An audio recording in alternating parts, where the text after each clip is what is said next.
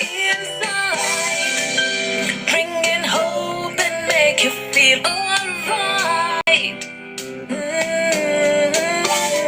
Rainbow, the promise, the future, and life.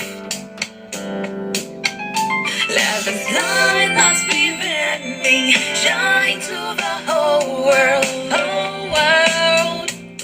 Light, let the dawn of a new day bring understanding and love. Oh, inside.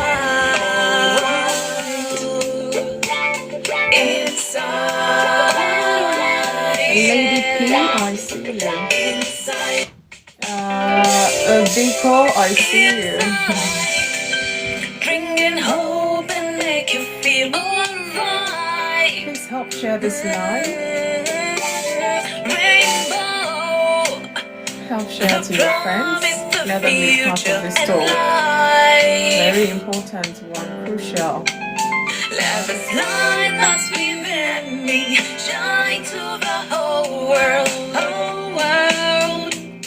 Light, let the dawn of a new day bring understanding and love. Oh, inside, inside,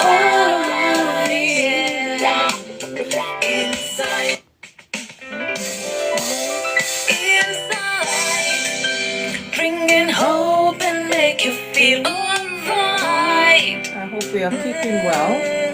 Happy Thursday, everyone. The promise, the future, and life. Let the light that's within me shine to the whole world, whole world. Light, let the dawn of a new Help share day this live. I'm doing the same right now. understanding and love. Oh, inside,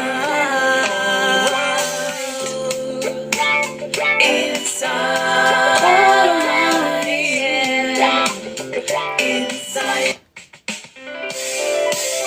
inside, bringing hope and make you feel I'm seeing some things on here, but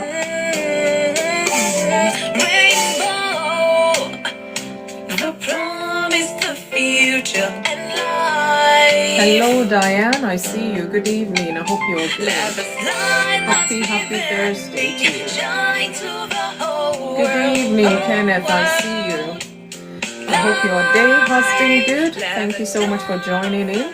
Another day the Lord has made. Good evening, sir. I hope you're good. Good to see you. Happy Thursday. Oh, thank you. Thank you so much. Ask the agent. I see you. Good evening to you. Welcome, welcome. I hope you'll be able to wait. I always give my talk before I open the box. And the reason solely is just to, put a bit of flesh to the topic, expand it a little, try to break it down as much as possible so that we have a better understanding. Oh, thank you so much. I know I shouldn't be here today, should I? Well, thank God for my husband. Very understanding. Yeah. Thank you so much. I really appreciate that. I know, 27 years. Whoa, thank God. The journey so far, we are grateful. Honestly, it's been a journey. It's a school we haven't been before, so we're entering deeper and deeper into the school of marriage, and I'm grateful to God. Yeah, it's been fun, it's been tough, it's been rough. Thank you, Elder Kenneth. Thank you so much. Legit family, I see you as well. Oh, we're still standing. Yeah, we thank God. We thank God.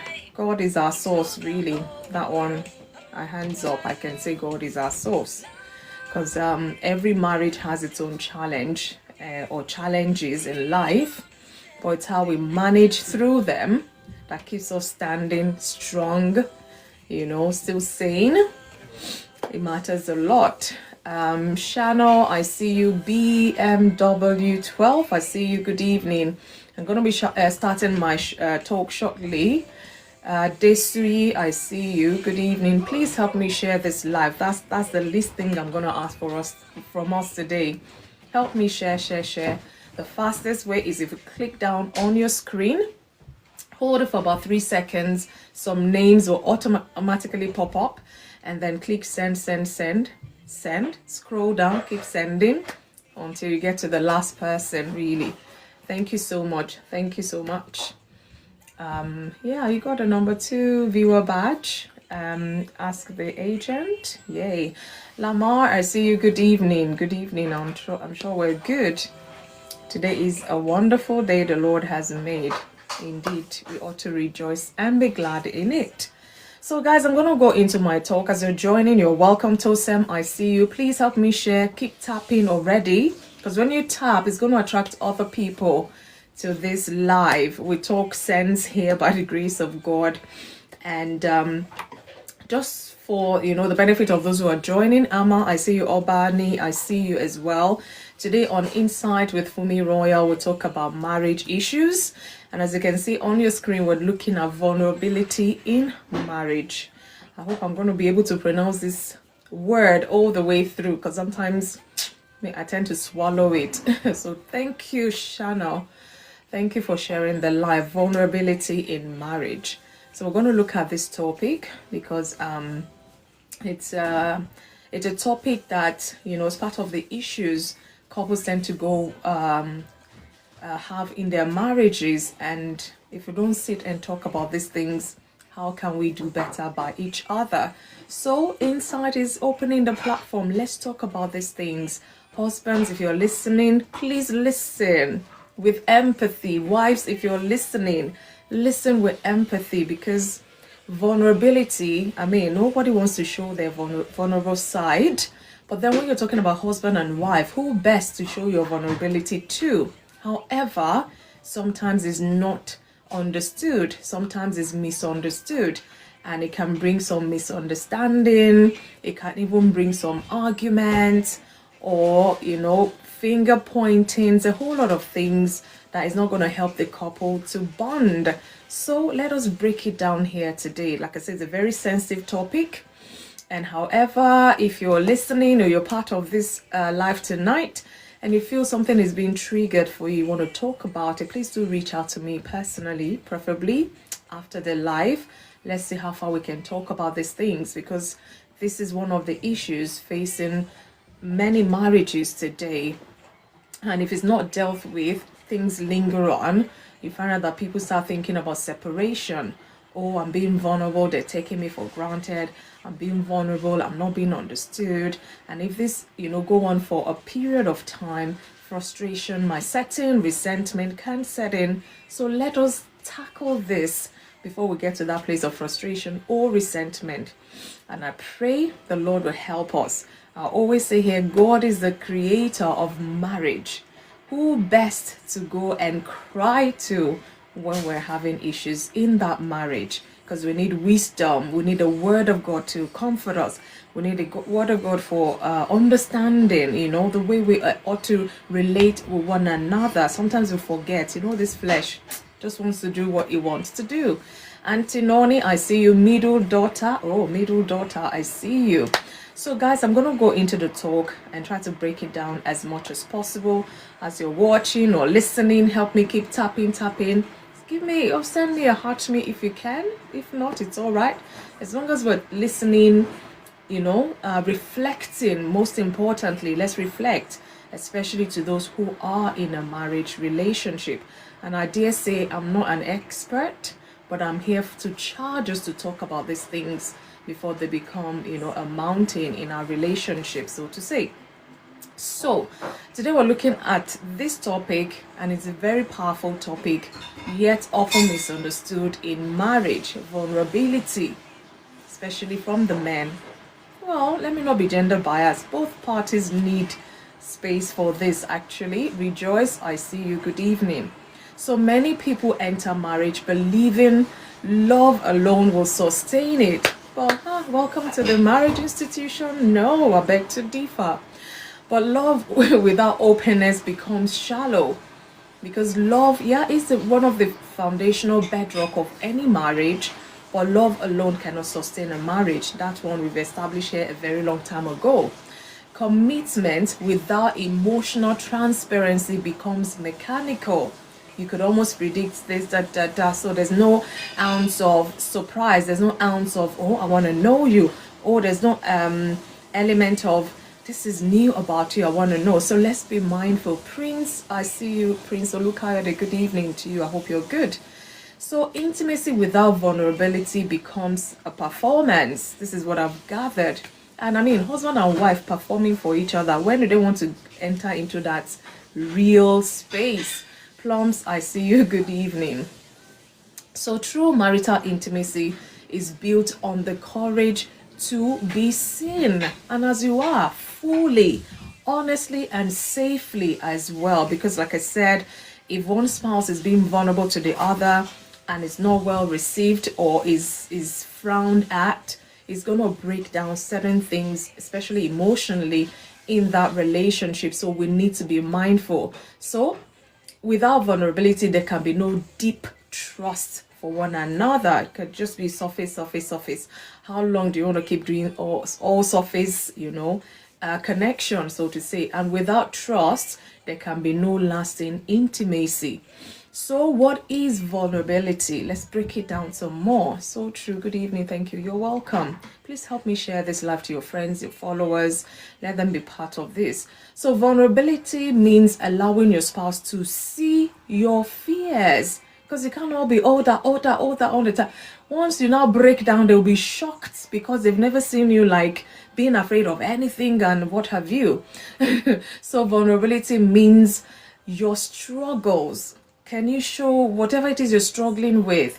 Can you allow your spouse to see that? Or you're shielding yourself. You don't want them to see you as a strong person all the time, and yet you're suffering. You're breaking down. You cannot show your vulnerability to your spouse. This is a kind of torture as far as I'm concerned. Again, your insecurities. Some people, maybe it's their neck. Once upon a time, oh, my neck is so long. Oh, it's a big bother, but your spouse never knew anything about it. And then maybe one day they just hearing your friend, oh, have you overcome this thing with your neck? And your spouse says, well, what's the thing with your neck? And your friend or whoever knows everything about your neck that you're always complaining about. Yet your spouse knows nothing about it. They might feel hurt, like, you're struggling with this and you never showed that to me. So vulnerability in marriage, it means allowing your spouse to see your insecurities, your weaknesses, your dreams, your disappointments. It's just simply saying, I'm afraid, because we're not always perfect all the time. I'm afraid about this thing. I need you for something, but because you want to appear to be strong, you're afraid. You can't even show your spouse you're afraid. You need them for something. You can't even share with them what you need them for. Maybe pride is getting in the way and things like that. Be vulnerable with your husband. Be vulnerable with your wife. You can say to them, I feel hurt because, and I get it. Sometimes you may want to express how you're feeling, but your spouse is not in that space to even have empathy or understand. And you even feel hurt some more. And you just keep swallowing it because you don't want them to see your hurt vulnerability, so to say. And again, I don't have it all together. Who does? Hey, you don't want your spouse to see that you're such a disorganized person. You're trying so hard to appear organized. And then, sometimes you might even confuse them with that. But once you're vulnerable to show that, you know what, I don't have it all together, my dear, I'm trying my best. They would feel some sort of empathy. And sometimes they might want to step in to even help you, maybe give you strategies to organizing better or whatever it is. But when you don't show that side to them, they can't really help or they can't do much. So vulnerability is not oversharing recklessly, mind you. It is intentional openness within a safe covenant, covenant between a husband and wife. You'll be there in sickness, in health, in vulnerability, in strength, till death do you part. That is how it's meant to be. So in marriage, vulnerability is the doorway to emotional intimacy, because you're bound to be emotional. What you're afraid of comes with emotion, comes with fear. And if you're hiding this away from your spouse, always pretending you're on top of it and your heart is pounding, some people, they go into anxiety, and if care is not taken, even depression because of these things. You may be wondering, for me, that's too extreme. Yeah, well, we've seen cases. I've had to talk with one or two people here and there.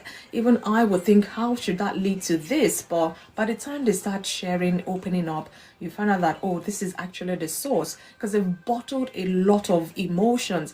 They've bottled a lot of things they're vulnerable at or with, bottled it up. They don't want to show the world.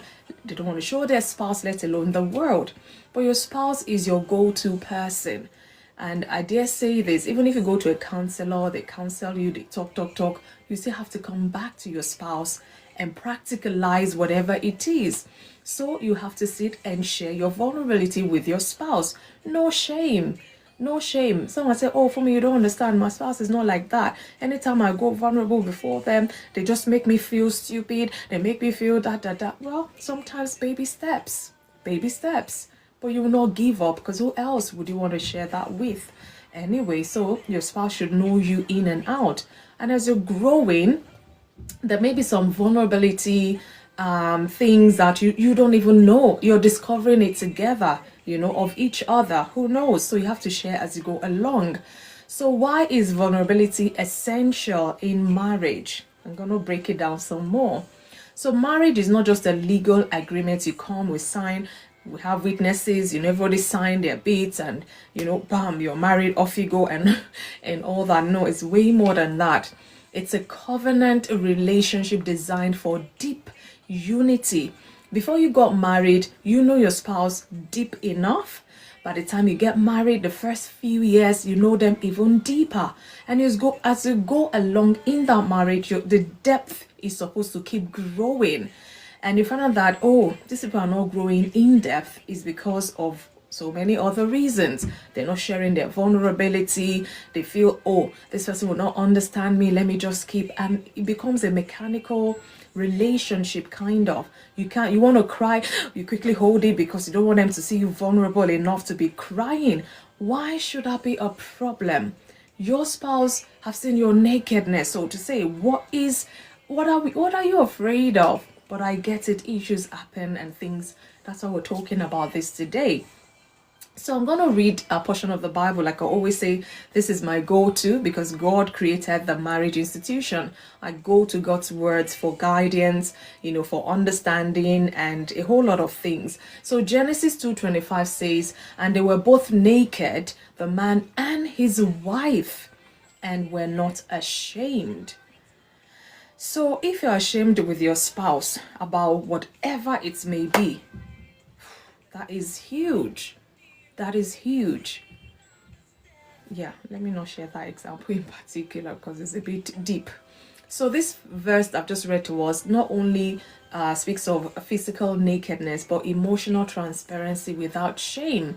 I get it. Like I said, we're wired differently. Even our backgrounds, our upbringing can affect the way we think and see life and all that. Maybe the husband is the type that was raised in a very emotional home. They share everything, their vulnerability, everything they share as a man even. And then coming to this, I think I've had couple of clients who would come and say, I wear my emotions on my sleeve as a man. And then it's like, I'm too much for her. I think I'll open up too much. I'm like, there's nothing so called. Either they have the capacity to accepting you that way, mentally, physically, and all of that, or they don't. And if you think they're not responding well, perhaps they don't have the capacity or they don't have the understanding to understand that you're a very emotional man. Because it's hard for a man to say, I'm a very emotional person. It's very hard. And this is part of this vulnerability we're talking about. But when you find out that they're as meek as can be, but they don't want to appear to people as being weak just because they're emotional. And it shouldn't be so. I get it. People shame you and, all sorts. But you have to own who you are. As long as you're not, affecting other people negatively. I mean, if a man is emotional, why not? So be it. That's how he is. So please, even if you're around such people, don't make them feel bad when they express or when they're trying to be vulnerable. So please, it's very important. Vulnerability allows deeper emotional connection. Imagine you've never seen your husband cry. And not that they don't cry, but they don't cry where you are. You know, maybe their friends are going to say, was it not that way you were crying the other day because somebody passed or something like that? And your wife is wondering, crying. Husband never cries. So everybody will be shocked looking at you like, so this person actually cries. But someone will say, I've never in 10 years I've married this man, I've never seen him cry. That is him hiding his vulnerability in terms of that emotion. And should that be so? Really, if you cry in front of your wife, what's going to happen? Sometimes pride and ego, and then will suffer silently. Your wife, the most you can do is hug you, cry along with you, try to empathize, and thank you, sis, thank you so much. Try to just be there for you. But when you're hiding that, you're suffering, bottling it, no crying, you now go in a public place, somebody says something, you just burst out crying. As a man, that would be embarrassing to you, even yourself. So why not do the cry at home in the space where your wife is, so that she can, empathize with you. Vulnerability allows greater empathy, truly, because anyone can be vulnerable at any time. Doesn't matter. We're not gender biased here today, people, because I know some men are even more emotional than some women, trust me. And again, vulnerability allows stronger trust, because my spouse trusts me enough. When I show my vulnerability, they support me, or they guide me, they protect me, they empathize with me. They don't shut it out and say, go handle your business or whatever, because they understand. So it's going to build a stronger trust between you and your spouse. And again, it brings about genuine intimacy, because your spouse knows that you're afraid of certain things. They will protect you, and this can even help you bond some more. You have the assurance that your spouse has got your back regarding these things. Other people do not need to even understand. As long as your spouse understands and they shield you and protect you, or just be there for you within that space, you're being vulnerable. Again, without vulnerabilities, couples live as roommates. I mean, you can live with anyone, just living life like that. You're not accountable for their emotional well-being. So to say, you just live life, everybody lives life. But when you're in a marriage relationship, this is not the case at all. So with vulnerability, they live as partners. You have to be vulnerable to one another. Don't look at it as a weak thing. Sometimes I don't know where we get some ideology from. Jeez, no. Anyways, let's look at barriers to vulnerability. Like I said, issues of life happen, things happen that we never planned for, and this is a marriage institution. You've never been in that space before, so we tend to handle things as we go along the way we know. So many spouses struggle with vulnerability. Why do they struggle? Perhaps it's because of fear of rejection. I've said that, in and out there. What if my spouse thinks less of me? Any little thing, you're just crying. Just one time they saw you crying, maybe somebody frustrated you or work or something, and it was just too much, and you start crying, and why are you crying? Oh, this person at work, or this thing at work. And then your spouse did not handle that well. And then you're not a baby. Why are you crying? What's that? You're even above this person. You've done that task before, and they just take it like that. No empathy, no understanding. They're like, get over yourself and all of that. So it will feel like rejection, like they don't understand you're being vulnerable right now.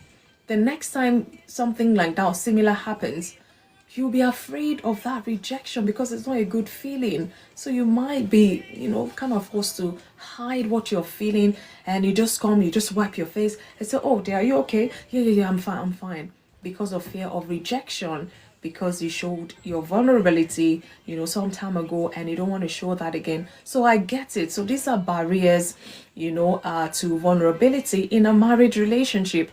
And again, another one, why do people not want to be vulnerable with their spouse? Because of past hurt. And it could be past hurt in that relationship, that marriage relationship, or past hurt from previous relationship. So if someone has been criticized, mocked, or betrayed before, they learn to protect themselves. If I don't show my vulnerable side, you take me to be this strong person, you will not take me for granted. All those things you say to yourself to just help you keep going. But past hurt can actually be a barrier. You just feel like, you've been there before. If you share too much now, this person will take you for granted, or they will just, mock you, or they will just, But then this is a new person, a different person. If you don't show your vulnerability, you're not going to know how they will react to it. Perhaps you will need more communication or more talking, more dialogue, who knows? So barrier number 2 is past hurt. If you're the type you've been hurt in the past, you're not in a new relationship, how are you handling your vulnerability? Are you bottling everything up, like you don't want to share with this person? Let them not come and see you in what light that you don't want them to see you. Is that how you're choosing to live life now?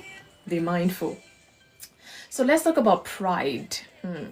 Some believe showing weakness is a sign of failure, because I'm afraid of, maybe taking that step to doing something, and all your spouse sees, this person is just afraid. They're just weak. They don't have what it takes. No, have you ever tried to understand why they're vulnerable, why they're afraid? Check, maybe they've been hurt tremendously, well, not in a good way, I guess, in the past, and they can't seem to shake it off. And now they're having fear of failure of pursuing another business or another goal or something, and they feel, let me hold my dignity. Let me just, no, that business, I'm not interested. Meanwhile, you're interested in, but you're just being prideful because you don't want to see any ounce of failure. This thing, what if it doesn't work? What if, and you're thinking, what if it might not work? Let me not just, so pride will just let you hold your peace, and that may be a very good opportunity. But because you don't want to be vulnerable, you don't want to be seen as weak, they say weakness is a sign of failure. Says who? We're not all strong 24/7 not all the time. I recently had a client that I had to say, for so many years, they're closer to 40 than ever, and then something happened relating to them somehow, and they broke down, and even they themselves are shocked. They can't stop crying. Imagine having an hour session with a client, and for almost 40 minutes crying, just crying, and then the client even said, in fact, I don't know why I feel comfortable crying here with you, because even with my husband, I find it hard to cry, because you just have to bring that front. You're strong. I said, but are you any better for hiding this side of you? That, with tears, oh no, so yeah, this is a space for you to do your crying. If you want to shout, whatever you want to do. However, your husband is the person you have to lean on. Your wife is the person you have to lean on. They may not understand these things at first, but by the time they find out that this is my wife, this is my husband, this is what they're struggling with, this is their vulnerability, and you love this person dearly, you want to be part of what they're going through. How can you help alleviate that? Or how can you help make them feel better? That's how we ought to relate to one another. But is that always the case? You and I know that it's not. Anyway, I'll leave it there. Again, cultural expectations, guys. This one, some culture teaches men shouldn't show emotion. Like I say here on Insight, we're not gender biased at all. Men can show emotion, women can show emotion. Men withhold emotion, women also withhold it. This is how life is. You never know, until when you know them, your spouse, before you even say I do. Some might still be hiding because you're the man. They want you to see them as strong. You marry a strong man, and then when they get home in their closet, they're going to be crying for whatever reason. But they hide this away from you. Yeah, by the time you enter into that marriage, let's see whether you be going out all the time to go and cry, and then you come back. One day you get tired of it. You have to just cry where your spouse is. So some culture will say men shouldn't show emotion. Why? Did God not create them with flesh and blood running through their veins? So why can't they show emotion? Says who? What has that got to do with anything? And I know some of our culture, let me not mention now, I 100% in support of this. They're even teaching it to the younger generations after 4 or 5 generations. They're teaching them this. You don't show emotion. It's a sign of weakness or something like that. I'm like, seriously? Another, cultural expectation, or that we see that is a big barrier. Sunday Godwin, I see you. Good evening. It's amazing. Strong people don't cry. Hello, who determines who is strong?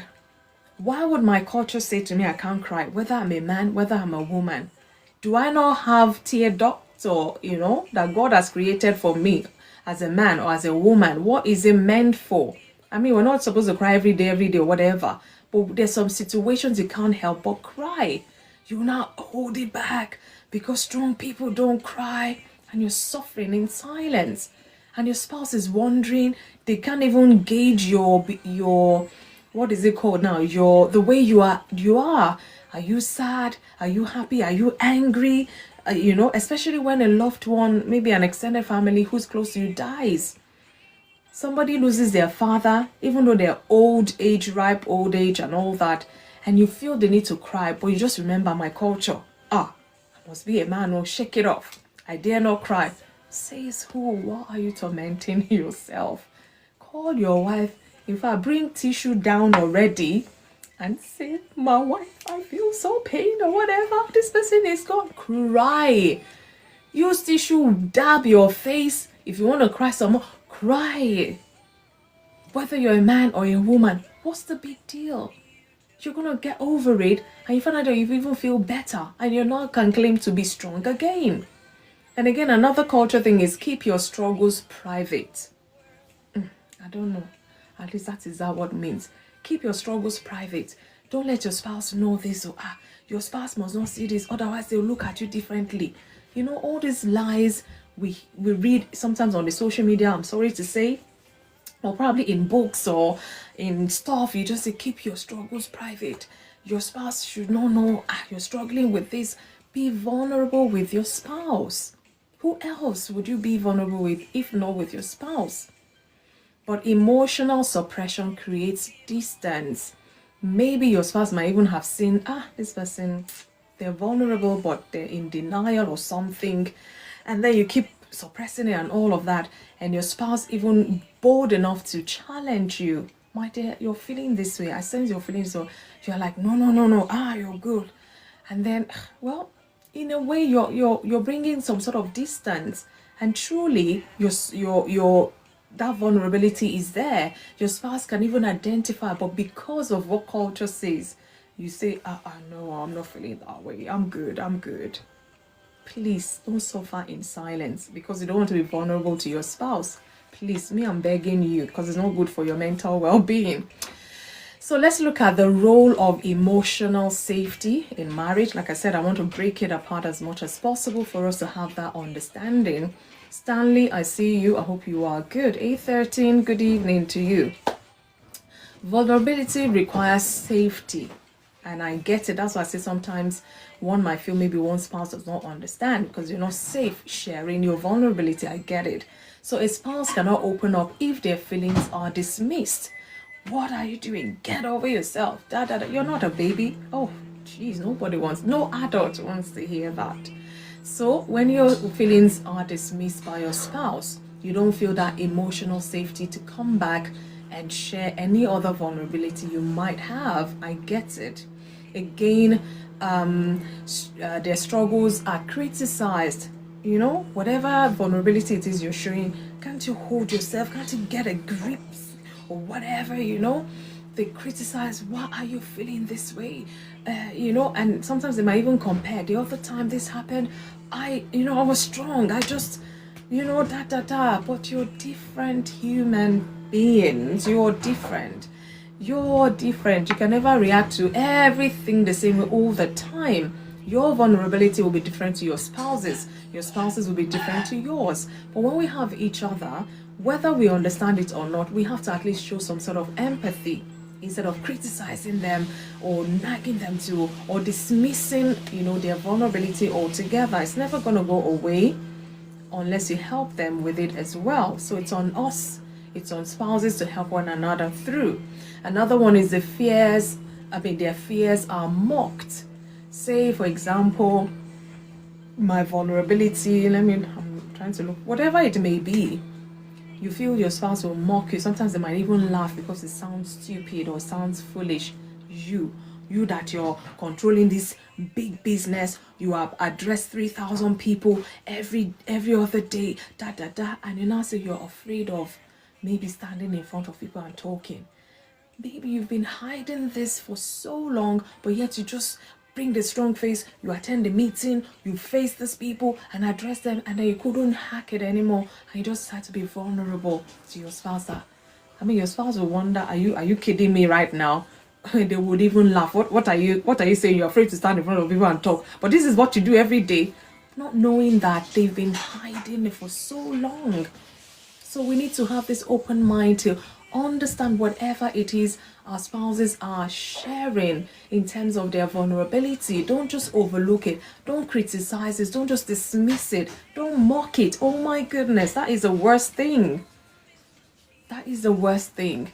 A spouse cannot open up if their honesty is weaponized later because you cried over something and then now something is, happened again. And before they even say anything, oh, you want to start crying now? You want to start crying now? Oh my goodness. You're supposed to wonder, oh, is it because of what I told you the other time I was crying or I wasn't? And now you're using that now on me. It's not honestly, how can this help love grow? So we need to be mindful that we don't weaponize this later. If your spouse shares whatever it is making them to be vulnerable with you, you're meant to just be there in that moment with them. Don't bring it much later and use it as a weapon. Oh, you mean you want to start crying now? Are you a baby? No. Please, we need to grow. We need to be wise. It's very important because these things are emotional things, and when people shut down emotionally, it affects their mental well-being. My Bible says in Proverbs 18:21, it says, death and life are in the power of the tongue. Death and life are in the power of the tongue. So words can either create safety for your spouse or can destroy that safety they think they should have with you. You be the judge of that, or you be the decider of that. So if one spouse risks vulnerability and then the other responds with judgment, walls will go up. It's just a matter of time. I share this, you just dismiss and Hey, I tried again, boldness and come and share this vulnerability. It was dismissed, it was criticized, it was judged. After a while, you will put that wall up, whether intentionally or, unconsciously. So we need to be mindful. When vulnerability is met with compassion, walls will definitely come down. My dear, imagine somebody that addresses people just like that example I gave, and they're like, I'm so afraid to stand in front of people. You don't want to know. I have to go to toilet, psych myself. I'm so afraid. In fact, I don't know if I can keep doing this. But they love what they do. But that is just one thing. They're vulnerable and they're sharing with you. My dear, how can I help? Is there anything I can do to help?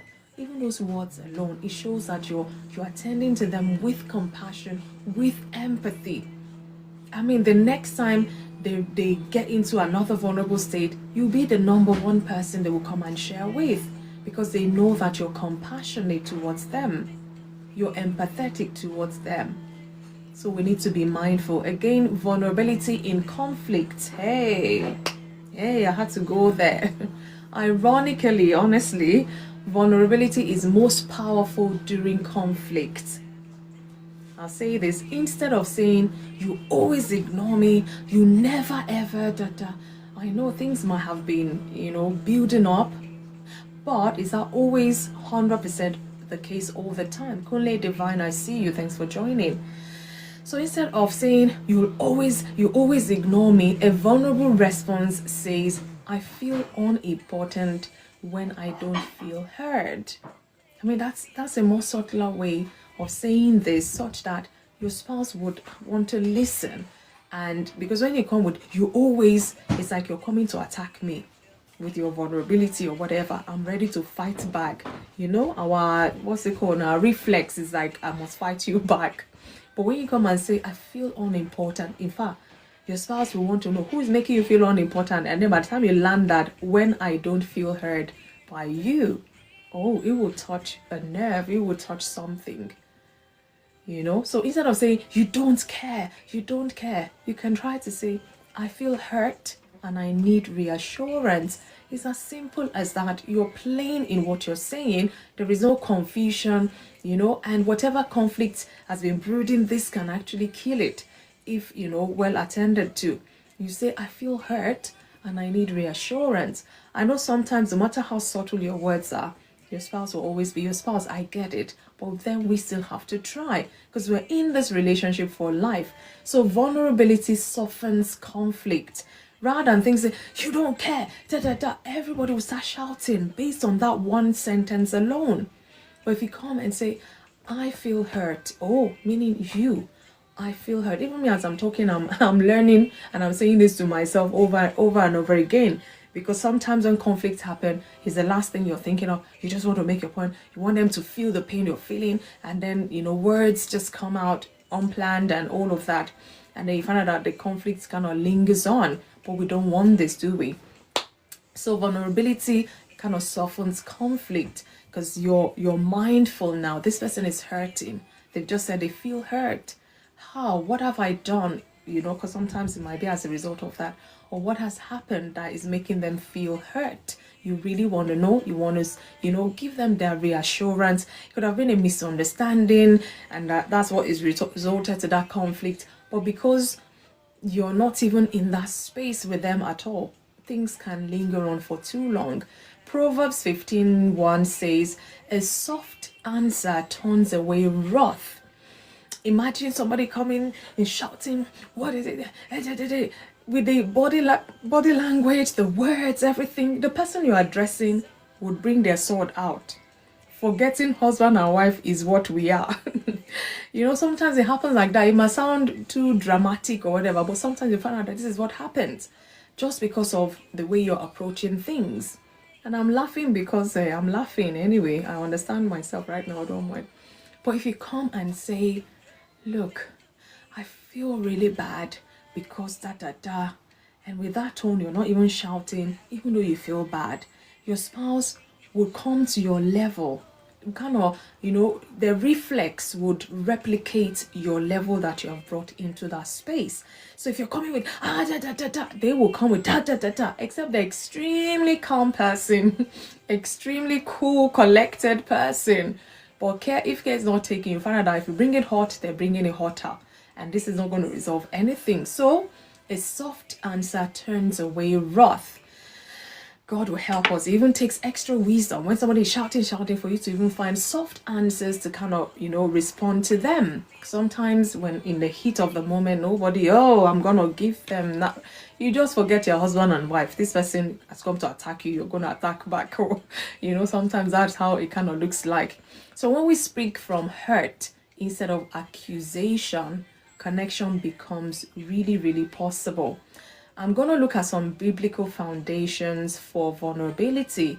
Like I always say, I always refer to my Bible because there's certain things you might not even think is in the Bible you will come across when certain issues arises. You'll be, I've read Bible before. I've never seen it like this or that. The Bible, covers quite a fair bit about how we can relate in terms of this. So the Bible encourages emotional openness and humility. So when your spouse is being vulnerable, we have to humble ourselves enough to be in that state with them, to even understand what's going on with them. Because if they're having sleepless night because of that, it will affect you. They're not sleeping and you're just there. You want to go and snore away and leave them in that state.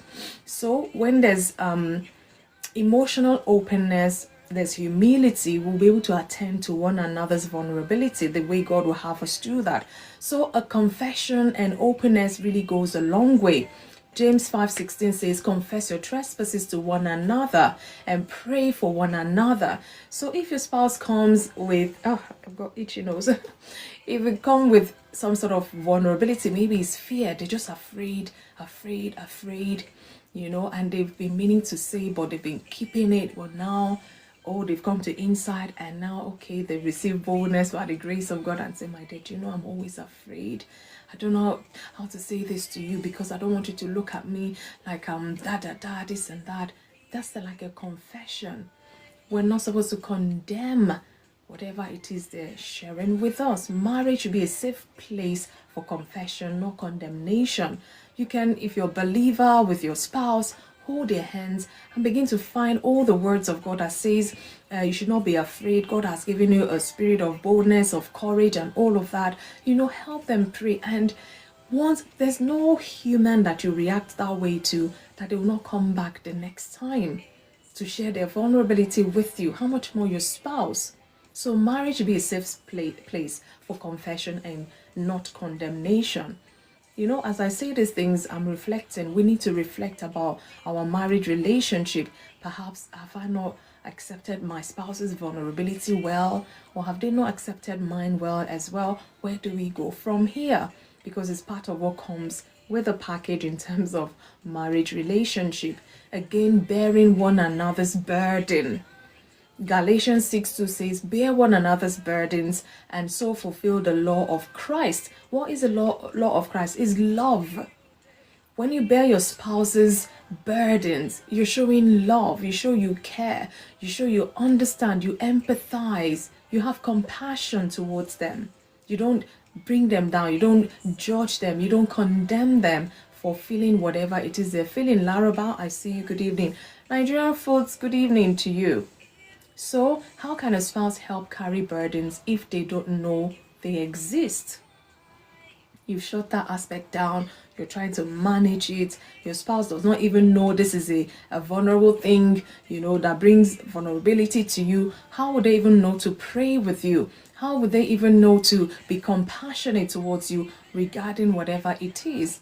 So, we need to bear one another's burden. The burden bearer, the burden berry, I don't know if there's any word like that. Both of you, spouse, you're meant to be there for one another. Pray together if you have to.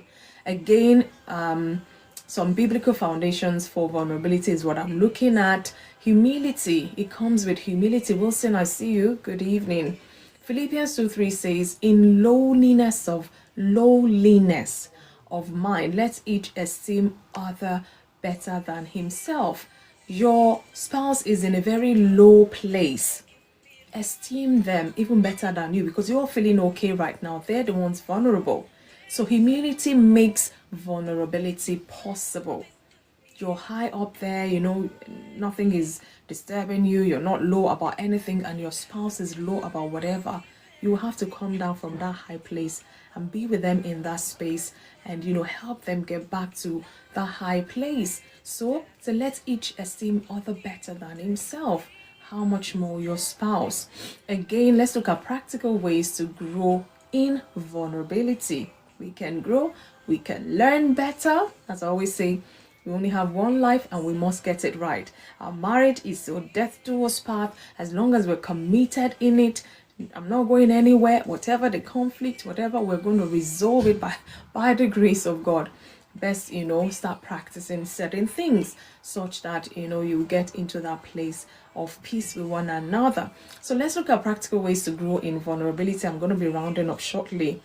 Vulnerability is not automatic, by the way, it is practiced.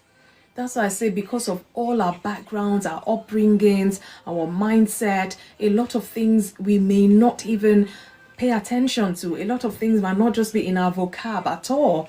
But because of the person we're married to, we need to start paying attention. Jesus is Lord, I see you. Abby, good evening. So vulnerability is not automatic, it is practiced. Start small. Share minor concerns before deep wounds. If you're the type, all your vulnerability, what traits you've kept away from your spouse, maybe you've been married 2 years, 5 years, you've held it and you couldn't hold it anymore. Don't just go to the very deep end where they'll be so shocked they will almost want to pass out. Start with literally, my dear, do you know I'm actually afraid of spiders? They're like, what are you talking about? I saw you doing that, and for them, it's huge in a way. Even though it's a small thing you've just said, they've never seen that, like, what are you talking about? I see you, maybe, let me not use the word, tapping one spider or something. What do you mean? The other time you even picked one and threw outside, and then they're sharing with you that, if only you know how scared I nearly jumped out of my skin, or what. Start small, small bit by bit, and then take it deeper. Because if you cannot share small vulnerability and they react in a way you want, when you now go deep, that can bring up a huge conflict. So we need to be mindful. Again, schedule emotional check-ins. This one, people might feel, oh, for me, you've started again. It's not something I practice all the time, but I mean, I just have to say this. And like I always say, I'm not here to come and throw things at our faces. The ones I've done, I'll share and share my own experience with you. But this is what I saw when I was preparing my note, and I feel, actually, this can actually help. And in truth be told, I mean, I'm still in my anniversary season. I think a couple of days ago, me and my husband were talking about certain things. We have to be intentional, 5 minutes here and there and all. It may seem strange, but we want a change. And no matter any little thing that can help to bring about that change, both do it diligently, committedly, and you find out that the result, you will see them. So if you have to schedule emotional check-ins, ask, how are you really feeling? How are you really feeling? Because sometimes, busyness of life and all that, we cannot neglect certain emotional check-ins, from our spouses. And this goes a long way. I mean, even if I don't come to you to share my vulnerability and you come to me to ask, how are you feeling? Are you okay? And all that. It goes a long way. This person truly cares, not just because I'm their husband or I'm their wife, but because they care. So we need to do this, as often as possible. Susan, I see you. I think I saw Shan not too long ago. Good evening, guys. Welcome. So again, you can ask, is there something you've been carrying alone? I mean, if you say that to your spouse, they will look at you. I mean, look at you and look at you again like, what has happened? So you can always make this changes no matter how long you've been married. Is there something you've been carrying alone you care to share with me? And you just be amazed how they would pour out, because you've given them that platform to actually pour out their vulnerability to you. And this really does the trick, so to say. Again, respond with validation. I got to go now, make it agree. Oh, I will. Thank you for stopping by. I really appreciate it. If you can come back in, we'll wait for you. So I'm going to be rounding off shortly. So even if you disagree, acknowledge feelings. You may disagree whatever it is they're saying, maybe because you don't understand, but still agree because they're the one feeling what they're feeling. It's not you in that state, but they are in that state. And we're supposed to empathize, remember, with compassion. Again, I understand why you'd feel that way, but it's coming from me like this or whatever. Respond with validation, not dismissal, because that would hurt some more, and that might make them to shut down sharing vulnerability with you. Avoid fixing immediately, because sometimes like men go in that solution, bam, bam, bam. My spouse has said this. What's the solution? No. Oh, they just want you to listen. They just want you to empathize. So sometimes the spouse needs empathy more than solutions. It's crazy. But sometimes just be empathetic towards them. You find out that that is even the solution you might be, trying to think about. So to say, just be empathetic towards whatever it is they're sharing. Again, pray together. This one I cannot overemphasize. It goes a long way. Sometimes in the place of praying, okay, wife is praying and say, Lord, help me, help my husband with this. Or maybe vulnerability you've been hiding, your spouse even knows about. The moment you're praying, they will pray that vulnerability and you'll be shocked. Hey, my spouse even knows about it, even though I've not shared with them. You'll be shocked. Pray together. Prayer fosters spiritual vulnerability, because everybody is mindful. We have to remember the love of Christ, especially where our spouse is concerned. So when couples pray openly, heart will soften and bonds will grow. The bond they have will grow. Let's look at, as I'm rounding off now, the reward of vulnerability. There is a reward in there. So when vulnerability becomes a habit in marriage, remember, a habit, a perpetual thing, like a constant thing, a regular thing, trust will deepen. I've explained all that before. Your trust for one another will deepen. Your spouse can come and share anything with you at any time. They know you're there for them. Emotional intimacy, of course, will grow. because these things we're talking about, vulnerability, has to do with your emotions, has to do with what you're feeling, and your spouse is able to accommodate that with you. Honestly, you're going to have growth in your intimacy relationship. Prayer forces spiritual vulnerability. There you go. Communication improves as well. So when vulnerability becomes a habit in marriage, you find out that you talk better, because the last time I was able to share my vulnerability, you heard me and all that. It will come and talk some more. I mean, not just about vulnerability alone, because you've showed to them that you're in that space with them. So communication definitely will improve as well. Conflict becomes constructive, because you know not to say, oh, because of you, you just say, I feel hurt when this happened. I feel hurt because. So you find out that conflict becomes constructive rather than go out of hand. And again, fear decreases, because you're afraid your spouse will look at you in a funny way. You're afraid your spouse will look at you with shame, with eye of weakness and all that. And none of that is the case. So fear would obviously decrease, and courage, boldness to share some more is what you're going to get. And again, unity strengthens. My spouse feels they can share anything with me. Of course, there's going to be unity, because I'm going to have to pray with them.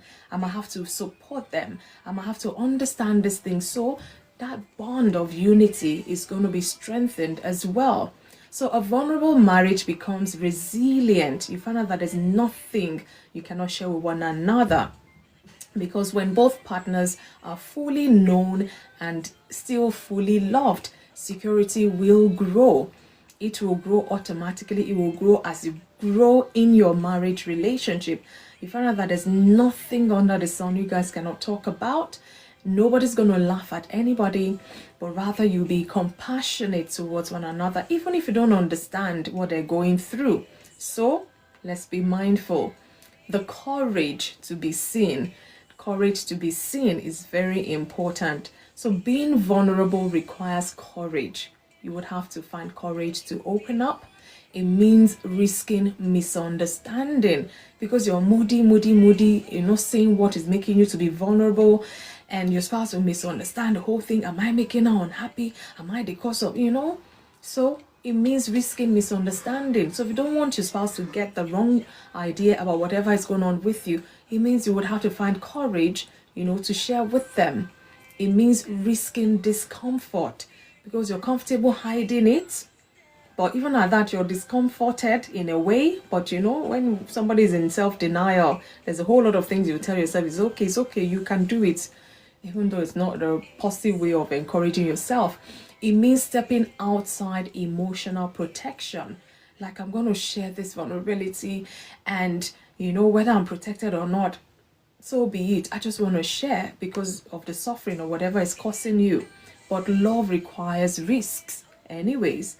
Even the people you meet and fall in love with, you never knew them from Adam. Something brought you together. So rather than being separated and hiding one another from one, you can't.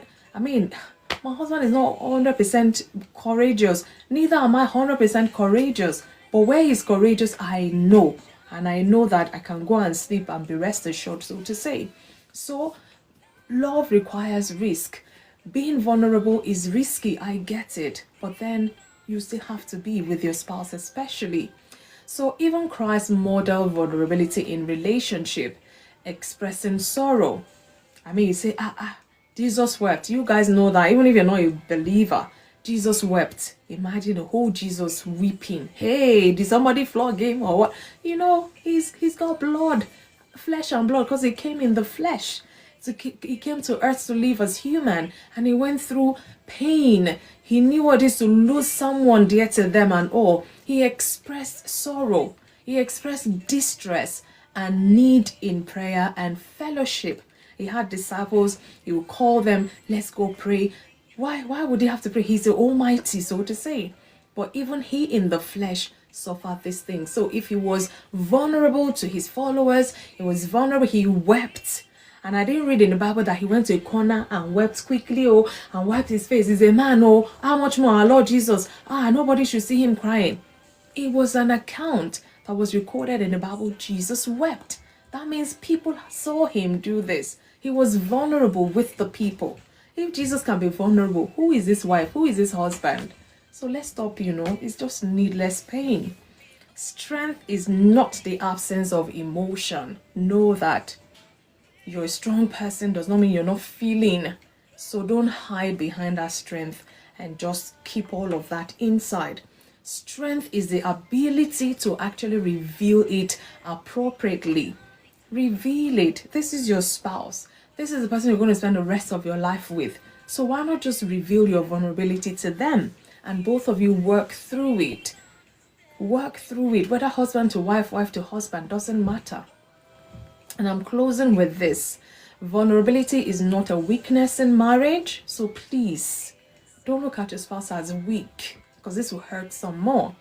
It is the foundation of true intimacy. I want to be closer to you, so I'm going to share this weakness, as they call it. I'm going to share this vulnerability with you.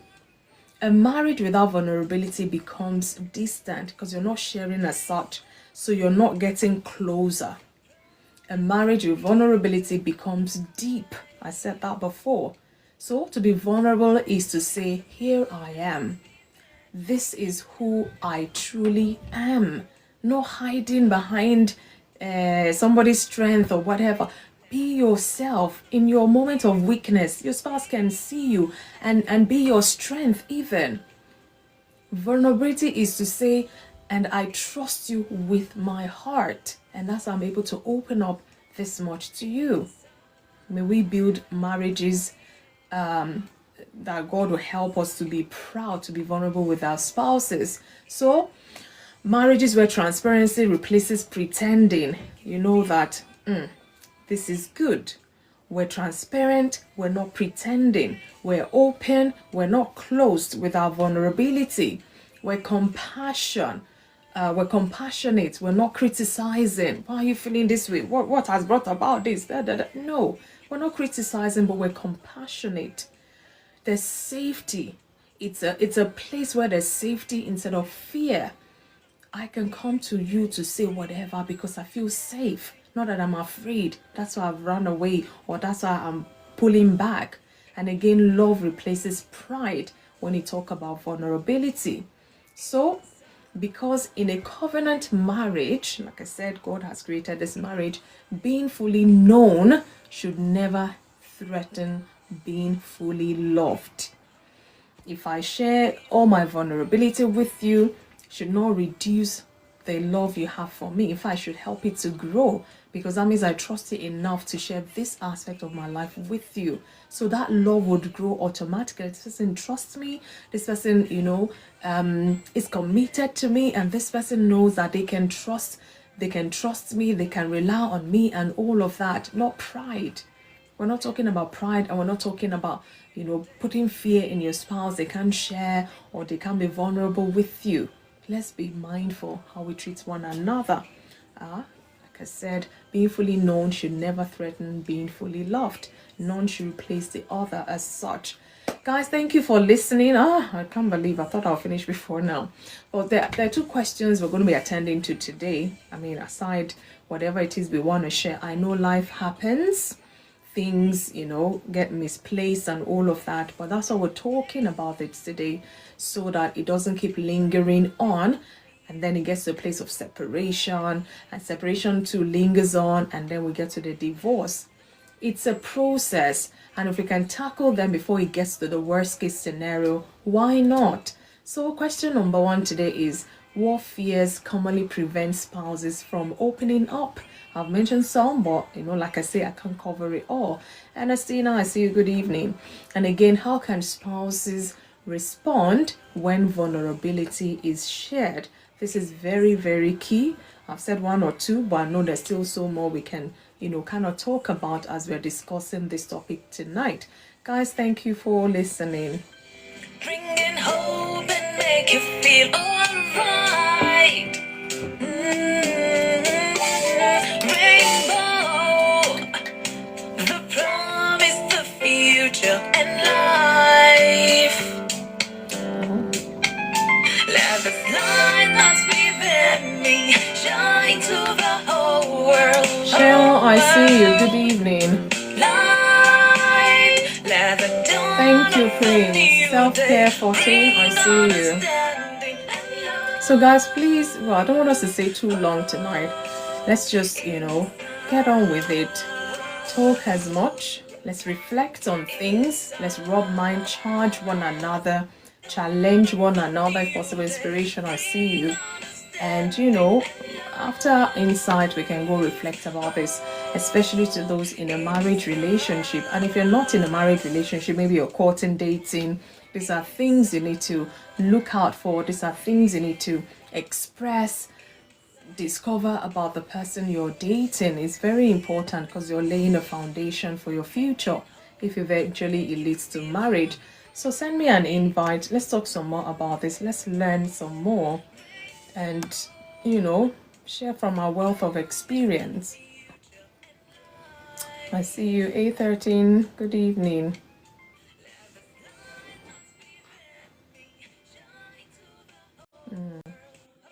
So we'll see who's the first in the box tonight. I see FunmiRoyal. How are you? Funmilola, my sake. FP, good evening. How are you? Good evening. I'm on a call, but I'll join the live shortly. Sorry. Okay, all right. It's fine. It's fine. Thank you. Sheol, good evening. How are you? Don Good D. evening. Susie, I see you. Good evening. No, I almost said long time no see, but no, I No, take that come back. on. It's not that bad now. No, not. I'm sorry. I said I almost said it, but I had to say Exactly. it right. But thank you. Exactly. How are you though? How's the family? I'm good. It's been a cold week. I know. I know. But Okay. the midterm has helped a bit, I guess. Yeah, at least you don't have to go. Well, for some of us, we don't have to go all the time. Yeah, exactly. I'm not a morning person, so you have to wake up in the morning. Yeah. Those early morning breeze. Oh, yeah. but it's okay. Thank God. We don't have a choice. Yes, we don't, but we have to get on with things. Thank God for boldness Yes, we and do. courage. Yes. So yeah, I don't know how much of the talk you heard, because when I saw you, I don't know how far gone I was. I caught a bit of it, but let's do what we generally do. You always give me two questions, just so that I don't go off on a at least you tangent. know what the topic is: vulnerability in Yes. marriage. And I've tried to Yes. break it down as much as possible. So the two questions today, the first one is, what fears commonly prevent spouses from opening up to their spouse? Or opening up to one another, actually. I think it's the fear of being hurt, I guess. You can't love someone without being vulnerable, because love basically is kind of like opening up to the other person, I see you. and you run the risk of that person stabbing you. But you can't experience love unless you are vulnerable. So I have people generally that I'm talking to them and they're like, I like him or I like her, but I cannot expose myself to getting hurt. Then I'm like, well, unfortunately for you, you can't be in love then, because you are guarding yourself. Wow. It's a risk.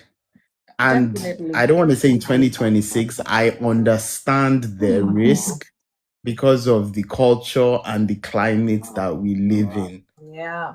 Some of us are happy not to be. Thank you. Some of us are so happy we're no more in the dating pool, because I wouldn't want to go through what some of people talk about these days. But there is no way you can be in love with someone without being vulnerable with that person. And unfortunately for people, if you've been hurt before, you don't want to be hurt again. And as a result, you guard yourself. And the moment you are guarding yourself, then you can't express, or you cannot enjoy the benefits of being in love, I guess. Well, and it's trust also goes hand in hand with it, because you have to trust that person to be vulnerable with that person. So it's important, and there is no getting around it. You just have to. Yeah. So yeah, that's my take on the first question. Okay, so the second question is, how can spouses respond when vulnerability is shared? how can you respond? I think you need to try and how can you respond? I think you need to just try and understand the person's position and just, I think going back to what we discussed last week, learn to listen to the other person. Yeah, that's the best thing you can do. You have to try and listen to the person, not just hear what the person is saying. That's the best way you don't can use it respond against to them. it. Yeah. Yeah, and yeah, definitely don't use it against that person. But just like everything that I say every week, everything takes time, it takes experience. Nobody knows this. It's funny when we get into marriage, for example, all of us are naive. It's We a have no learning clue. institution, mind you. Exactly. When you say I do, you think you know what you're getting into, but you have no idea. Oh no. And it's what I learned over the years, the hard way. The person you got married to is not the person you're with 10 years after that marriage. It's not going to be the same person you're going to be with 20 years after that union. Because just as you are changing and evolving and maturing, your partner is doing the same thing. Well, yeah. And both of you have to find some way to at least be in alignment with each other as you both mature, as you both grow, as you both navigate life with all the things life is going to throw at both of you. And this is where Christ comes into the equation as an important bond for both of you. So I think that's the difficulty. I think a lot of people experience in marriage. As you age, things change and you have to change with it, but at the same time open up to the other person and let that person, or that person needs to make sure that they are your safe space. It's very Because your partner needs to be your safe space. Your partner, your home must be, if the whole world is turning upside down, there is this place called home with my partner that, come what may, it is a place of peace. If you don't have that, you have a problem. And it's going to be a difficult one, because it's now, so where are you going to go? So that's why your home is... This thing can actually lead to separation when it lingers on and is not resolved. Because somebody, say, I'm telling you, for example, you've always seen your spouse as someone who is strong, strong, strong, and they come to you one time, do you know, I'm afraid, I'm just afraid, maybe this, maybe that, and you're looking at me, you're just pretending to get away, or you just shun it off. First time, second time, they come again. Oh my goodness, this is happening, and they're crying. You're like, you're the strongest person they know. So they can't just even see you crying. It's like you're not real, like you're pretending. And instead of trying to understand what has brought about this, or why is this, they caught you of like, come on, get a hold of yourself, whatever. What do you think is going to happen in 10 years' time if that is the attitude all the time? Yeah, you're going to have a problem. But I think what I would like to add to that is, you also have spouses that they put up a front that they've got it all together. And you assume that, well, she's got it all together. But deep down, they don't. And that is another one, because if the other person is putting up a front that they've got it together and they don't have it together, you are reading the wrong signals. And this is where the other person needs to also be honest with their partner. Sometimes you could be lucky. Thank you, Leslie. Good evening. And you figure out that this person doesn't have it together. She's just putting up a front. You could be lucky and you can pick it up. But in some cases, you might not be able to pick it up. Especially when they're master at, covering things up. Exactly. Especially for people that are used to being in control of everything. Yeah. There's some people that they like control. And when things are not in their control, instead of them to accept the fact that it's not in their control, they put up a facade that, yeah, I've got it under control. And they don't. And sometimes, because the other person does not know, this thing can deteriorate to a very, very bad state before the other person now figures out, like, what happened? I thought you had this under control. I did not know. You never communicated to me that this is what is really, really going on. So this is where communication also plays a part. Yeah. We need to tell the other person this is what is happening and be honest. So I think sometimes, what if your spouse is being vulnerable, telling you whatever it is, and you're not just having it, you're not compassionate, even though you don't understand, you're not even showing compassion because you don't understand. That also has danger in itself. Yes, of course it does. It does. Everybody is different. But it is, like I said, it's something that you learn as you both mature. There are times in the past that, my wife has brought some things up, and she's not the kind of person that will like sit you down and say, oh, this is the situation. She'll mention it in passing, and it's up to you to pick it up. And I've dismissed it I remember one you past. said like that, yeah. Exactly. And I've dismissed it in the past, like, yeah, it's nothing, major, only to now find out the hard way that it was a major issue. And I've been the one trivializing it, because that's the other thing that sometimes can happen. You can trivialize something that is a big deal, because to you, it's not a big deal, but to that person, it is a big deal. But once you learn to accept, understand the other person, and you are able to identify when that person is vulnerable, then you can help that person. Yeah.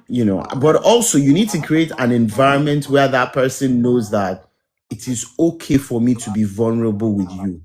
Yeah, that safety space, yeah. You have to create that space that, come what may, you can come to me.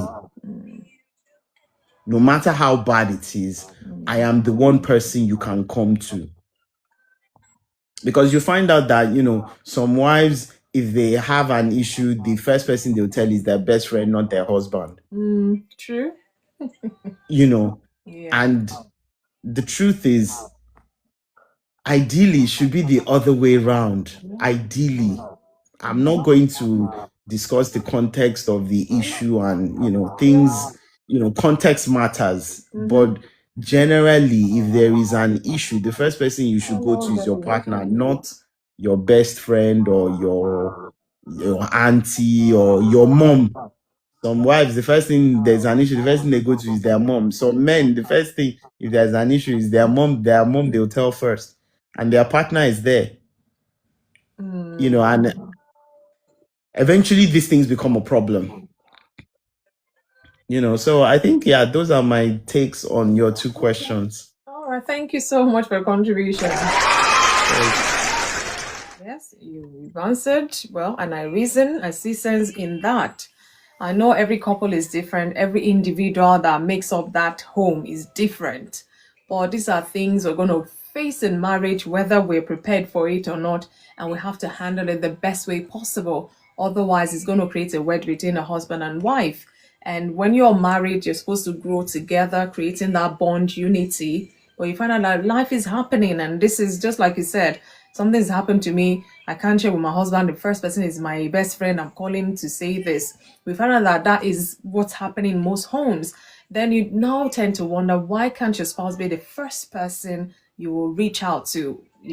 Thank you so much for the heart to me. Perhaps they've not been accommodating in past times. They've not been empathetic or compassionate or understanding. And you just feel like, what's the point? You talk, you just go to somebody who would understand, who empathize. And of course, it's going to bring distance between you and your spouse. So we need to be mindful. And this is how these things tend to work.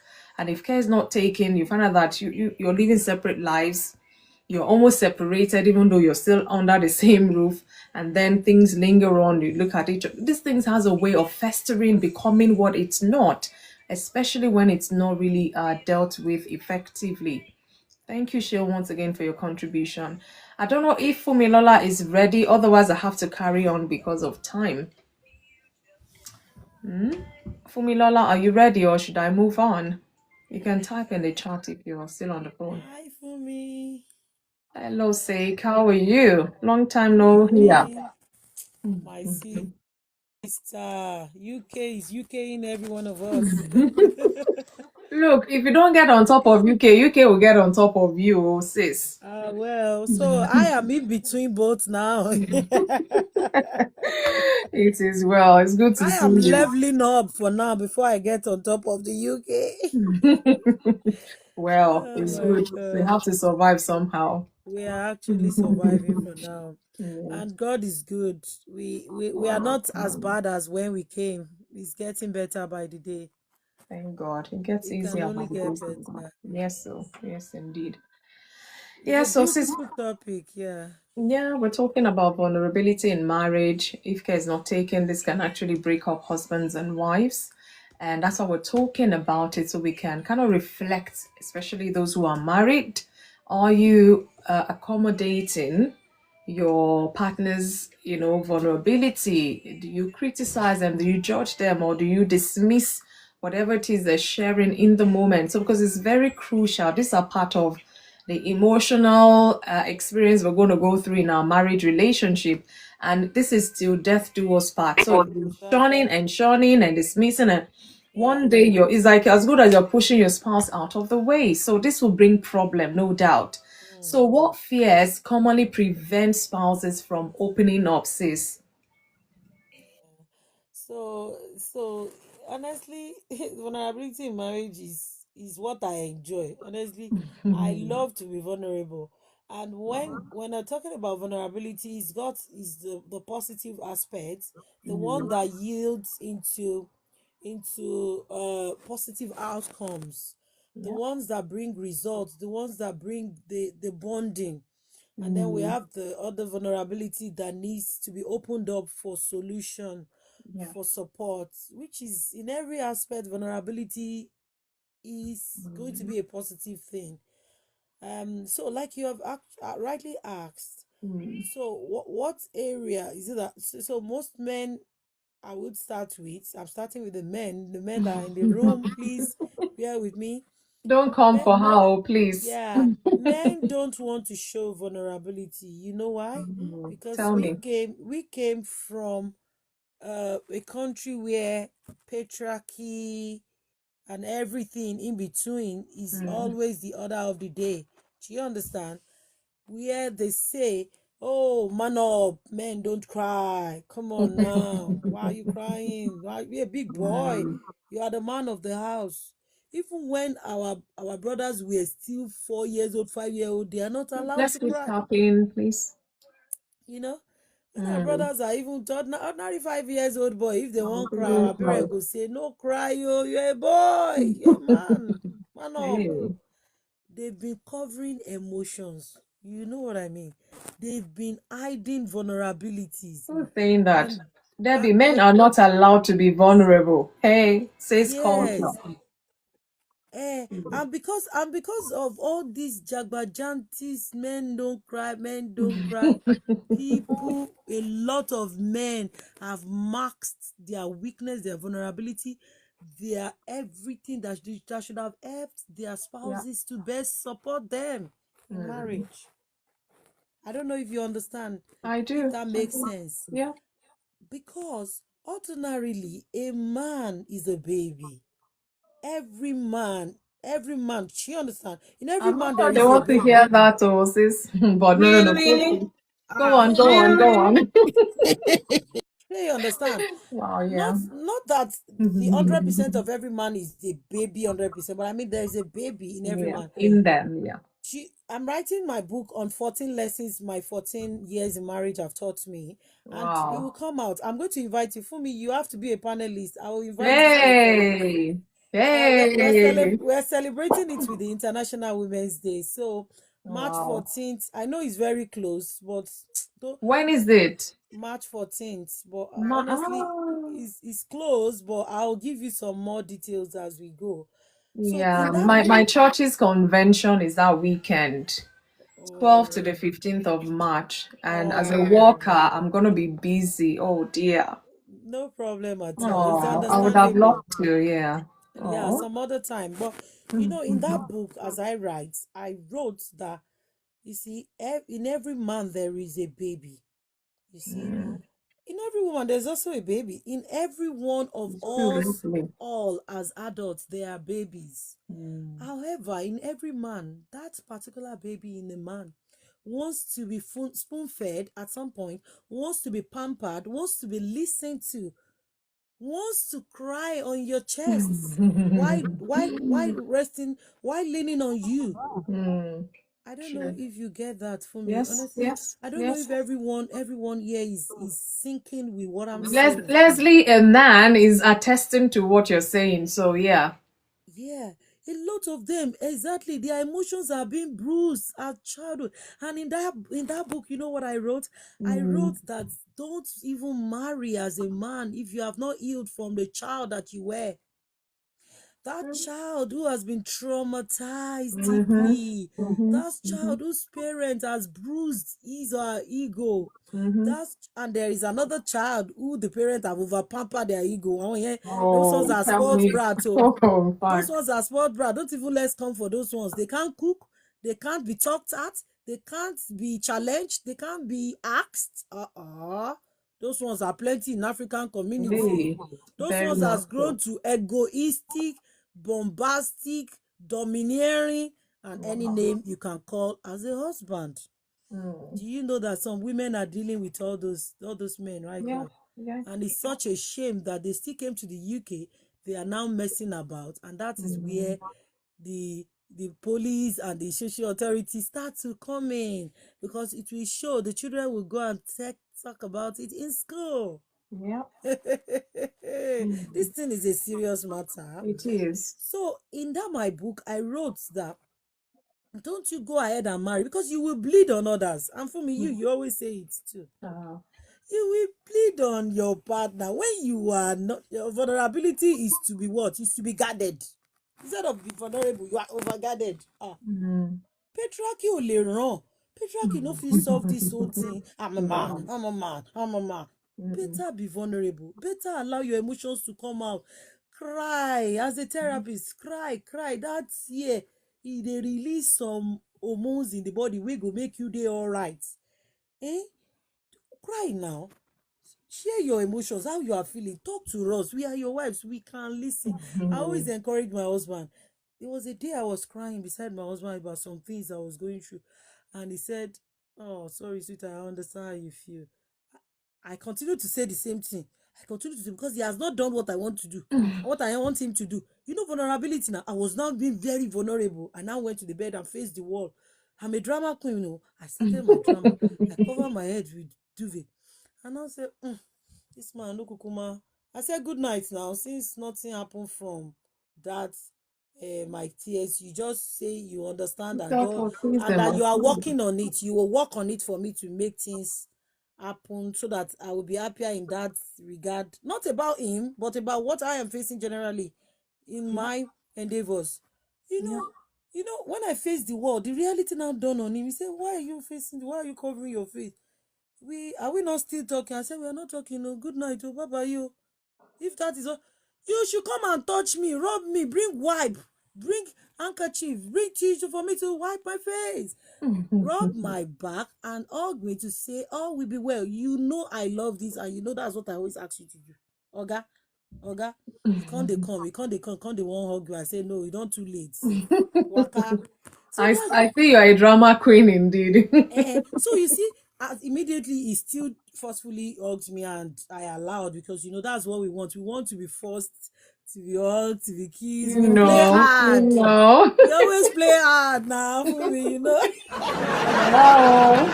So Speak for eventually, yourself, oh sis. Speak for yourself. No, uh, I'm just kidding. we all play hard now. We know Yeah. women. And because he doesn't even come from that romantic family because the father married, had five wives. Debbie, You cover your ears. know. Sorry, what did you say? I said, Debbie, cover your ears. She said you're giving too much information. No, because no, that information is the Don't information mind that her, we she's all need. teasing. We are talking about vulnerability here. So Mm-hmm. anybody hearing this knows that vulnerability also in your exposing some marriage codes that we are giving.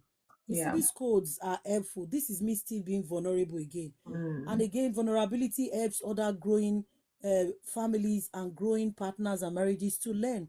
Yeah. Do you know? So because he came from a family whereby romance is not what they do, because the father was married to five women. You understand? So he doesn't even know it. I was teaching him when we got married, and he has gotten better. Omo, he has gotten Thank better, God. and that's still vulnerability. If I say, "Oh, he didn't come from it," I will not cry for my hug. I dey cry for hug. Oh. Hug na therapy for me. If you never hug me, where, you self go know say, Wahala shey you dey. understand. Yeah. In essence, it means that a man too should be able to say his emotions. And so I told him, I've told you these things. What do you want to do about it? Don't hide under the umbrella of my brain is thinking a 1,001 things I'm going to use to support you right now. Don't worry, I'll go and work on it and get back to you. No, that's not what I want to hear. I want to see the what?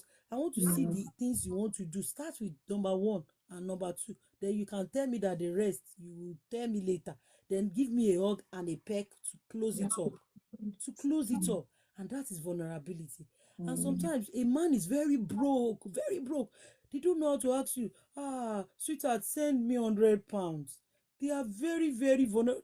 They are not vulnerable enough to say that. But you know what? They are now very cranky. You that you are a woman, how can you help their vulnerability?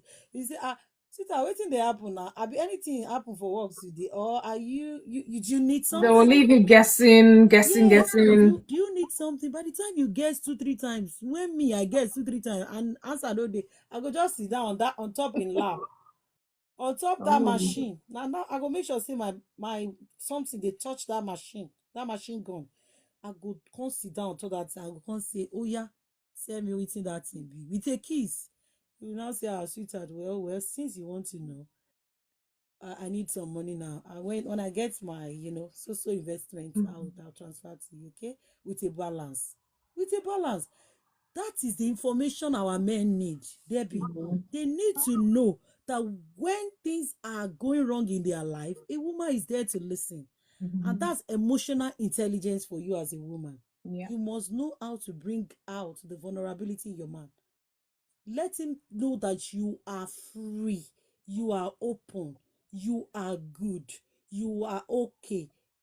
In fact, if you don't do that, when that man messes up somewhere, somehow at work, he will not be able to come and tell you. Some men, they lose their job, they can't even tell their wife because they are not vulnerable. And that way, they go they suffer, they go work or in the morning or to go and sit in the Very park. early or same routine. And they will not know because they cannot be vulnerable with their wife. That one, Oma Kifu, Oma Baleje. Because what kind of woman are you too? You must also be a listening woman. Yes. Are you learning? Are you listening? Be a listening woman. God will bless us all. Take care. Thank you. Wow. I feel I've just been to the school of the University of Marriage right now. Thank you so much, Fumilola. That was very insightful, honestly. Please let us know when your book is out so that we can buy a few copies and be a blessing to ourselves and other people as well. I really wish I could be at that, but I don't know, but it's just that time for me. We'll see how it goes anyways. But thank you for the invite. I really appreciate that. So you've heard another person's contribution about this vulnerability. So we're not gender biased here. Men have feelings, women have feelings. Men have emotion, women have emotion. And the fact that you're in a marriage relationship means you have to be vulnerable with one another. Stop being, what's the word now? Being all that when you know you're not all that, Otherwise, when problem really surfaces and you need your spouse to be there and it seems like they're not because you're not even saying anything, you don't want to be vulnerable and you just let them sit and be mind reading and all of that. Please, especially for the men, I know culture has taught you so many negative things as far as I'm concerned in terms of this vulnerability. But you're adult now, you're a grown up, we can actually reason things for ourselves. I know it could be risky business, I know. And somebody mentioned it, and I mentioned in my talk as well. Don't now come and use that vulnerability on them later, maybe when you have a conflict or something, because that's not good either. Thank you so much, Fumilola. I'm gonna come to Elder, oh, is it Elder Kenneth? No, Shan. I don't know now because some people have been going in and out of that box. Shan, let me come to you because Elder Kenneth is a regular as well. Good evening, Shan. How are you? Good evening, Funmi. I'm okay. How are you? I'm fine, thank you. Happy Thursday to you. Thank you. Same to you. Lots of learning here. Oh, good. So I don't know what you have to say or what you want to share with us in terms of this vulnerability. I know we're talking about marriage, and I know some people are single here, but they've got experience and they have, married friends, so you can share one or two. Or if it's a question you have, actually, we're here to answer questions as well. So please feel free. I the fact that I'm not married, but I think this really applies to every kind of role, even friendships. At Yeah. one point, you'll be forced to be vulnerable to a friend, Mm, maybe when you need support, maybe yeah. digesting a problem or an issue. So most times you are forced to be vulnerable, and vulnerability is you opening up, talking to someone about the real thing that is really, really happening in your life. Mm, So I have had a taste of it too, while dating. So okay. yeah, can share from that perspective. Please feel free. We're here to support one another. Even if you're not yet married, you want to get married, or you've had past relationships, we're all here to learn. Yeah. Yeah, so maybe I would respond to your first question, why So most people yeah. really. What fears commonly prevent spouses from opening up? Yeah. Mhm. I would also start with the first one that everybody talked of. Most of us fear to open up because we are scared of rejection, and in this instance is mostly when Mm, let me say, for example, you're trying to expose your past wounds, maybe your past relationships, and most times when maybe you contributed to that past relationship, and then someone might think that, okay, you are this kind of person, probably you're going to be the same person in this relationship, so you are very again vulnerable to rejection by that person. Sometimes even just your insecurities and yeah. maybe unmet needs just makes you just shift away from being vulnerable with your Mm-hmm. partner, because you think they're going to reject you, they're not going to take you for who you are, probably you're not what they want, and the moment you open up about your wounds, insecurities, they are going to reject you. And then I think this also related to rejection. Mm, um Celestine, could you first reduce your volume a bit? Celestine, reduce a bit. I'm sorry, reduce your volume.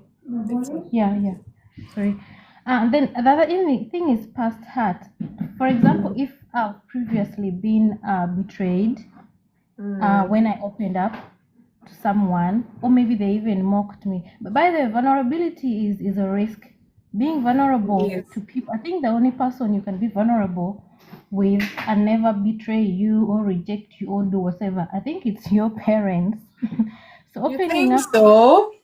yeah, from my experience, Okay. okay, they might judge you, but not to that aspect, because a parent would accept you for who you are because you are their own. um that is what I think. So if, for example, one time I opened up to someone and they betrayed me after they mocked me, or even they rejected me emotionally, of course, in this new relationship or friendship that I have, I'm not going to do it again, because the last time I shared, I opened up, somebody used that against me, and it triggered my nervous system. So it's going to force me not to open up or be vulnerable with someone right now. And then the other aspect is also shame. Most of us fear being like ashamed, getting ashamed, especially if you are trying to open up to some about something that maybe we did. We fear being judged, looked at that, okay, how could you even do this? How did you do this? Why did you do this? Look at you, you're a bad person. How could you hurt somebody? How could you just, make someone feel this way? So you feel ashamed of who you are and what you did, that you're sharing to that person. So definitely it will make people not to share whatever they're going through, maybe whatever they did, because they are scared of being, ashamed. And then something that Funmilo talked about, and I've had this Lola. conversation with a lot of friends of mine who are boys. I could say social conditioning. I think men are the people who hide stuff a lot. Because they've Men been rarely- taught. They've been taught to hide them. because they've been taught not to cry. Most times I have conversations with my male friends, even ask them, have you ever cried? Surprisingly, they told me we cry, but we don't show it. We cry. We go to our rooms, we lock ourselves, and then we cry. Sometimes they even just go and cry in the toilet, because in the toilet nobody probably is going to see you. A lot of them do that because the society says that as a man you're supposed to not to show your weakness. You're supposed to show that you are strong. You are I wouldn't want to say nonchalant, but you are not supposed to be emotional like a woman. Emotional vulnerability is only for women, not men. You're not even you're taught most times to express anger. I can say most men, because if you don't show that side of you as a man, you're going to be deemed as weak. So most men do not open up, be vulnerable, because society told them to act like that. But that is not a reality, and that is why a lot of men, I think nowadays, I read somewhere about a man who committed suicide in Uganda. I think he was about 40 something. He was important, and he was going through a lot of reproductive related things, but he couldn't open up. First of all, if you even open up, I'm kind of tell people, like, you know what, I'm like this, like this. First of all, you're not even expected to be important. Most times, like African homes, you're supposed to be a man, be capable of producing children, be capable of solving problems. Again, you're supposed to be head of the family. You're supposed to have a job. You're supposed to provide, for your family. And then you come and maybe talk to your wife and tell your wife that, maybe your girlfriend, you know what, I'm failing. I am not getting it. Things are not working out. They're going to judge you. Yeah. Because society, again, even taught women, conditioned women, that, you know what, you're supposed to have a man who is strong emotionally and physically. And I think I've also listened to stories, not even stories, in my village, there are a lot of men who are even physically weak. They cannot even fight a woman. A lot of them are going through domestic violence, being beaten by women, but they cannot come up. You go to police station to report that my woman beat me. Yeah, they will be And, looked and at they'll with just start shame. laughing at you. It's like, who are you? For a woman to They will be blame. ashamed because people will make them feel shame. Yeah. Yeah. They'll tell you, a woman to hit you? Are you even a man? Mm. You see those kind of things. No one would even a fellow man judging you when you open up to them, judging you. Thank you, It will Shil. just make you hide yourself and whatever you're going through. So society conditions men to be strong, not to be emotional, to be emotionally unavailable, and yet a lot of them also need emotion, just like Funmi. Sorry, I don't know how to pronounce her Lola. name. Yeah, Yeah, Lola. Funmi Lola mentioned that a lot of men need emotional care too. Actually, men need a lot of vulnerability, space where they have to feel vulnerable. And again, in my conversation with a lot of the young men, they also, as I mentioned, they accuse that women, if you open to them, they're going to use that against you. And I most times tell them, yeah, because they're also conditioned. They were Thank told you, that, Faith. what, a Really good. man Thank you. who is failing to provide for you is not a man. So now if you go to your girlfriend and tell her, you know what, I'm unable to afford you, I wasn't able to get this, things are going like this and this, they're going to tell you, you're not even a man. I need a real man who is able to provide for me, to take care of me and all that. Then other thing is also using your vulnerability against you. I think I also tested that, especially when you're dating, especially if you're talking about your past. Something that happened. Someone is going to sit there and pretend, no, not pretend, okay, they might even in that moment genuinely empathize with you, listen to you, and tell you know what, it is okay, it has happened, it was past and all that.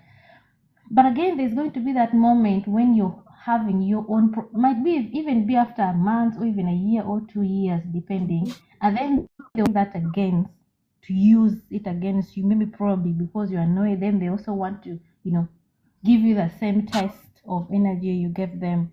So I think I also learned that way, and most times recently I've just been reserved when it comes to being vulnerable, even with friends. Some family members, yes, as I mentioned, and you are nodding that cannot be vulnerable with every family member. Yeah. Yeah, so fear of using what you shared with someone against you, and I've experienced this again in my past relationship, but also with friends. So those are the things that I think fear would make someone not Not to be vulnerable with it. And another thing is also power and control. People think if I show you my vulnerable self, my weakness, you're going to take away that power from me. And again, I think this kind of relates. I'm not being biased here. Men, a lot of men want to have that power and control. So if I share this to my friend, to my girlfriend, it's like it's going to disempower me. So yeah, I think that's the only reason. And again, in that conversation of mine, I actually posted that on WhatsApp, and a lot of men responded to me in my inbox. They were like, no, no, no, like 80-90% of them were saying they can never, never, never, they can never even be vulnerable to fellow men. They claim even let fellow men alone. can. Yeah, yeah, yeah. A lot of them just, if they're facing problems, they just be vulnerable with themselves. Maybe they go to a drinking point, watching football, they just drink it off and then they get back, but they don't share it because they don't feel secure sharing it with anybody. So I think those are the reasons that why people don't really want to share about whatever they're going through and feel vulnerable Hey. with someone. Thank you, Shan. Thank you. Fear of being rejected, fear of feeling shame, and all of that. The culture and all. Maybe I think it's our bringing. That's why the fact that our culture may be somewhat similar. For me, in Africa, in fact, let me go home. In Nigeria, in the Yoruba culture that me I know, if you come and tell your parents that, say for example, you're vulnerable in terms of your studies, you always pass English, you fail maths, and you now go home and say, Daddy, Mommy, I'm struggling with maths, I don't know. You're being vulnerable by telling them. First, they will bring cane. They will flog the daylight out of you. It's not all parents and say, my child, don't cry. We'll get a tutor. We'll do this. Not all parents. In fact, majority would do the first thing that I said.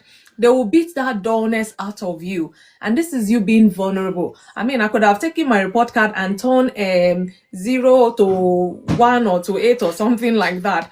But they will flog the daylight out of you. That is some culture. The same culture, some who are maybe more open, more learned, more understanding will say, is that why you're crying, my dear? Don't cry.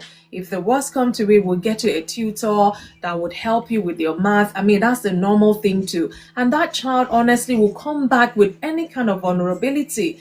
Even when they're being taken advantage of, they will come home and say to their parents because they know the parents will support them. But when I come and share my vulnerability and you flog the daylight out of me, wallahi, I will not talk again.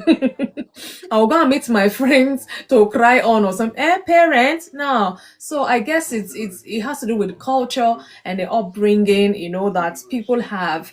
And once we were talking, it actually dawned on me that, come to think of it, we're beginning to the theme is kind of coming up in terms of men and vulnerability. So if men have been taught not to be vulnerable, how will they know to support their spouse when their spouse comes to them vulnerable? So there's a huge problem here. Honestly, I hadn't seen it that way as such, but saying it out loud now, because when we were talking, Shan, that was just what clicked. It was like a light. So what are we talking about here?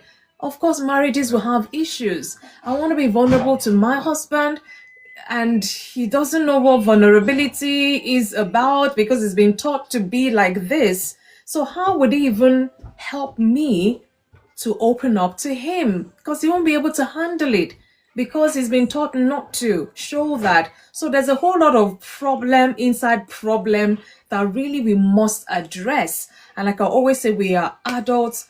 It's a lot easier to unlearn and relearn certain things if we don't allow pride and ego to come in. So I'll leave it at that. Thank you, Shan, for your contribution. Elder Kenneth, I'm going to come to you. Good evening to you. Good evening, host, and good evening, everyone on board and those in the comment section. Thank you, sir, for joining in. Let's start with congratulating you first on your 27 years Yay, anniversary. thank you, sir. Thank you. I really appreciate We pray that God will make you to reach 50, even 60, Amen. 70. Amen. Amen. If Christ tarry, amen. God bless you. Thank you. Thank you so much, sir. Today is for the men. Thank you, Faith. Thank you. I'll tell you for the past 18 years I've been married now. Yes, 18 years now, because we're going now at our anniversary, 18 years anniversary on Monday. We're going to Italy for our 18 years anniversary marriage. I will cry in the presence of my wife. Never. Because that is how I was taught. You said it right. It's true. We're taught never to cry. You're a man. Men don't cry. Men don't cry. In the presence of women, men don't cry. But they have eyes, oh, sir. They have eyes and they have the tear duct in them. Yeah. What is it meant for? My wife has said this several times. You are going through pain. You won't tell me. Who am I to you? I've asked this question several times, but I will never, because I was trained like a soldier. But we are going through that pain, and it's paining us deeply in our heart, in our feeling, everything. But we will not express it at all. But that's why we need to be teaching our young ones now, like we are learning every day. Today now, we know that it's not good what we are doing. We are hurting ourselves deeply, and it's affecting us deeply. Even to our head, there was a time I was sick, and never my wife said, "Okay, try what is going on." And we get better. Never, not until it get to this stage that she see that I'm getting weak, before she have to call the ambulance when in Italy, you know. So that is how we were taught. And today it's affecting us emotionally, physically, and otherwise. It's affecting us as a man. Truly, we can never cry in the presence. Even when something happens, we will leave the presence of our wife, our children. We will go to the car or go to the toilet, go to a place that nobody knows us to go and cry. For instead of to cry in the presence of our wife, our children, we say, "No, I cannot see my wife, my spouse. I cannot see my children see me. See me cry," you know. Wow. So it's so painful. That is the truth. It's so painful. It's so painful. It's so painful to we as a man. So we need to try and teach our young ones that is growing up. Cry in the presence of your wife. You never take anything out of you as a man. It will make her know what you are going through and what you are feeling. Two heads is better than one. So that when she know what you are going through, you try to solve it and to resolve it. That you think you can carry the cross alone like Jesus. We cannot be a second Jesus. So we need to know this thing that we were taught wrong in the past. So in the present now, it's for us to correct it, so that the generation that are coming, they will know that crying in the presence of your wife does not take anything out of you. Letting her know your pains does not take anything out of you. Letting her know what you are going through does not take anything out of you. Because a problem shared is a problem solved.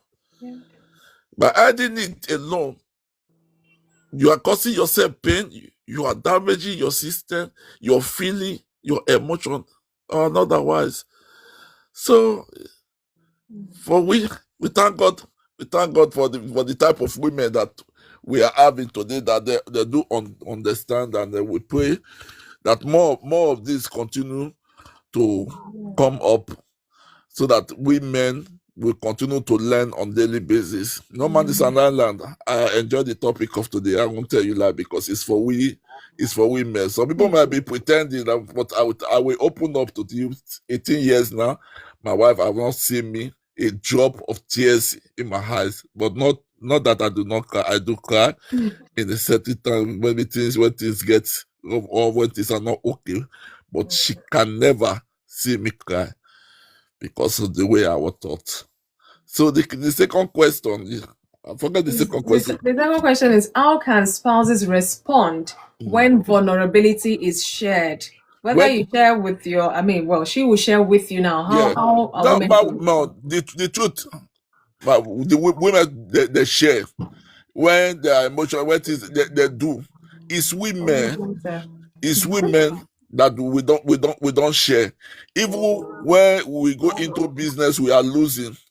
We will never we will never share it to our wife. Even when something is coming up that we know that this thing, we will keep it to ourselves. That is the nature of a man. You say, oh, if I tell my wife, maybe she might have that, or she might discourage me not to do it. But you don't know that at times your spouse can have a better idea of that thing that you want to do. I wish you share it to her. She will tell you, no, don't invest your money in this, or don't go into this. But we will not do that. We will hide it. We say, if I share it to her, she might discourage me. She might make me not to do this thing. And at the end of it, when you lose, then you come to tell her, I'm supposed to tell you, invest in this thing. And at the end of it, but you did not tell her for the beginning. So the topic of today is just concerning women. And we pray that as you people continue to encourage us in the word of wisdom, that we will continue to learn. And the Almighty God bless you all in Jesus' name. Amen. Thank you, sir. Wow, 18 years and she's never seen you cry. Not that you don't cry, but you don't cry in her presence. Wow. Well, we're here to unlearn and relearn the right ways of living. And please, like I said, God created his eyes, the same one for man, for woman. We all have the tear ducts. Tears come from there. So the fact that you're even married kind of helps you narrow down where you can cry in front of your wife. I'm talking to men now, and or I'm addressing men, not I'm talking to you, if you get me. I'm addressing this because if you cannot even be vulnerable, how do I bring my vulnerability to you? You might not be able to handle it, so I will shut down, and then it's my bestie that I'll be vulnerable to, or my brother or my sister or somebody, not you. So if we're not careful, you can see the ripple effect now of this. Men can be vulnerable, women can be vulnerable. And I mentioned this culture expectations. There's so many wrong things, so many that we have learned from culture, and it's still affecting us till tomorrow. Because to erase such, especially when it's something grounded in a whole culture, for just a handful of people to address it, it won't cut it. Because before this handful people will even address anything, third generation has learned it already and they're in that space already. So it's a big, big problem that, in fact, I didn't even see how big it is when I was even preparing for this. But in this place of discussion now, I'm even afraid for some of our husbands. Because how can I bring my vulnerability to you when you're even in denial of your own? How would I expect you to handle it? Or it's a big thing, and if care is not taken, it's going to cause rift, conflict, and what have you. God will have to help us, like Elder Kenneth said. Thank you so much for your contribution, sir. So I'm going to come to. I'm trying not to skip anyone because I know two boxes in and out there. So I'm going to come to. I think it's data. Or that safe girl. Sorry, I keep seeing data. That safe girl. Good evening. Thanks for joining us here. let's hear your views. I don't know where the noise is coming from. Okay, from Olala. So, that safe girl, are you there? Can you speak? Good evening to you.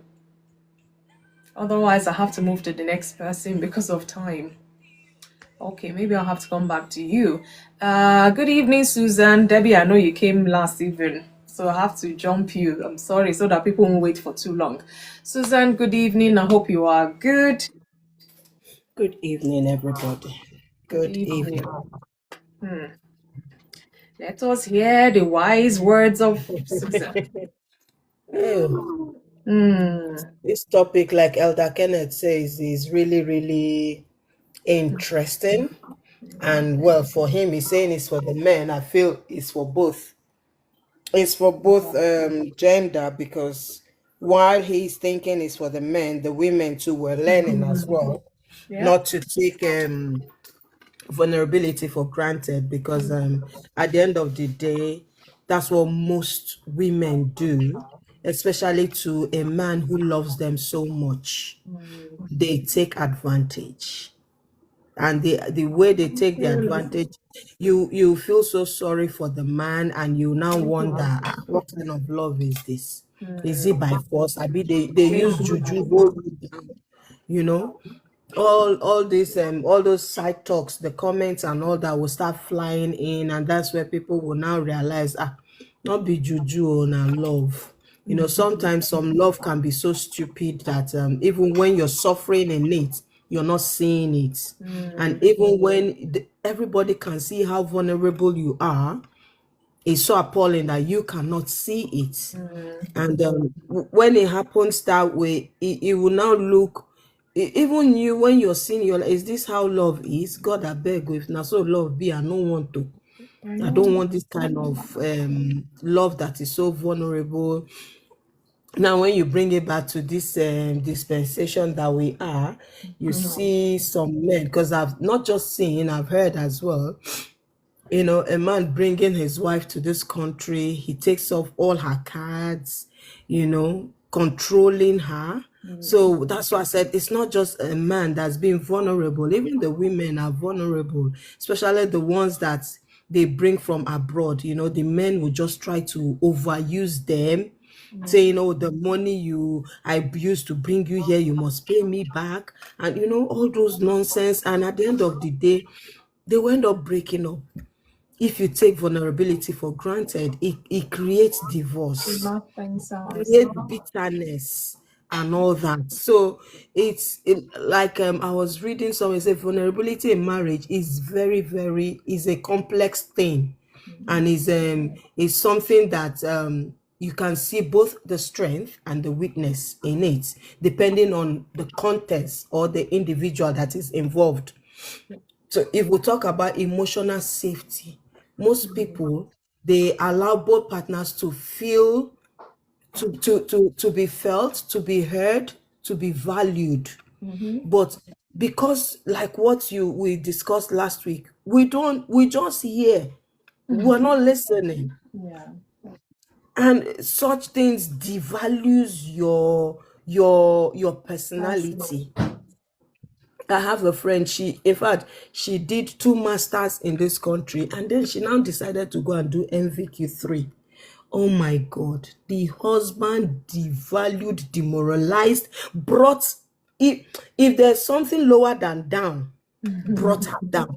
That your mates are doing nothing, your mates are doing this, you are just coming with MVQ3. What do you want to do with MVQ?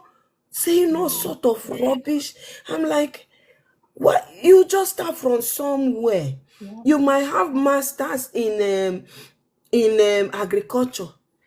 It's not what they need at the moment. Hold on. Someone at the front door by this time. That's the please check. You might have masters or in agriculture, like I said, but that's not the niche at the moment. So why? Who is that? Delivery at this time. Sorry, Jerry. So you might not have the niche market, so you need to go and learn something else. But then you demoralizing the person, the aim of that course will be defeated, because even while that person is studying the so-called MVQ, she will not value it. But I'm so happy that my friend, she was, she was determined to get it. And then you're talking to a woman, every time you're just talking trash, you just make her feel so vulnerable, and that's where cheating comes again, because she might go outside and somebody, praises her, and then she comes home, the person she's staying at home brings her down. Normal human being, now you go and be meeting the person that is always telling you, "Ah, baby, you are so fine, I love the way you walk."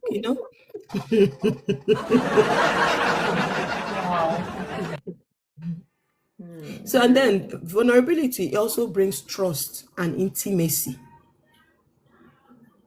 if both parties are willing to be real to each other. Because sometimes it's so easy to say, "Oh, let me share my weakness."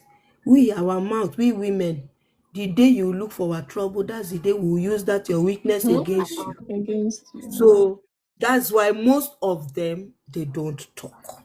And I have this saying that men who talk heal, but they don't talk. When I did placement in prison, most of the people committing suicide were men.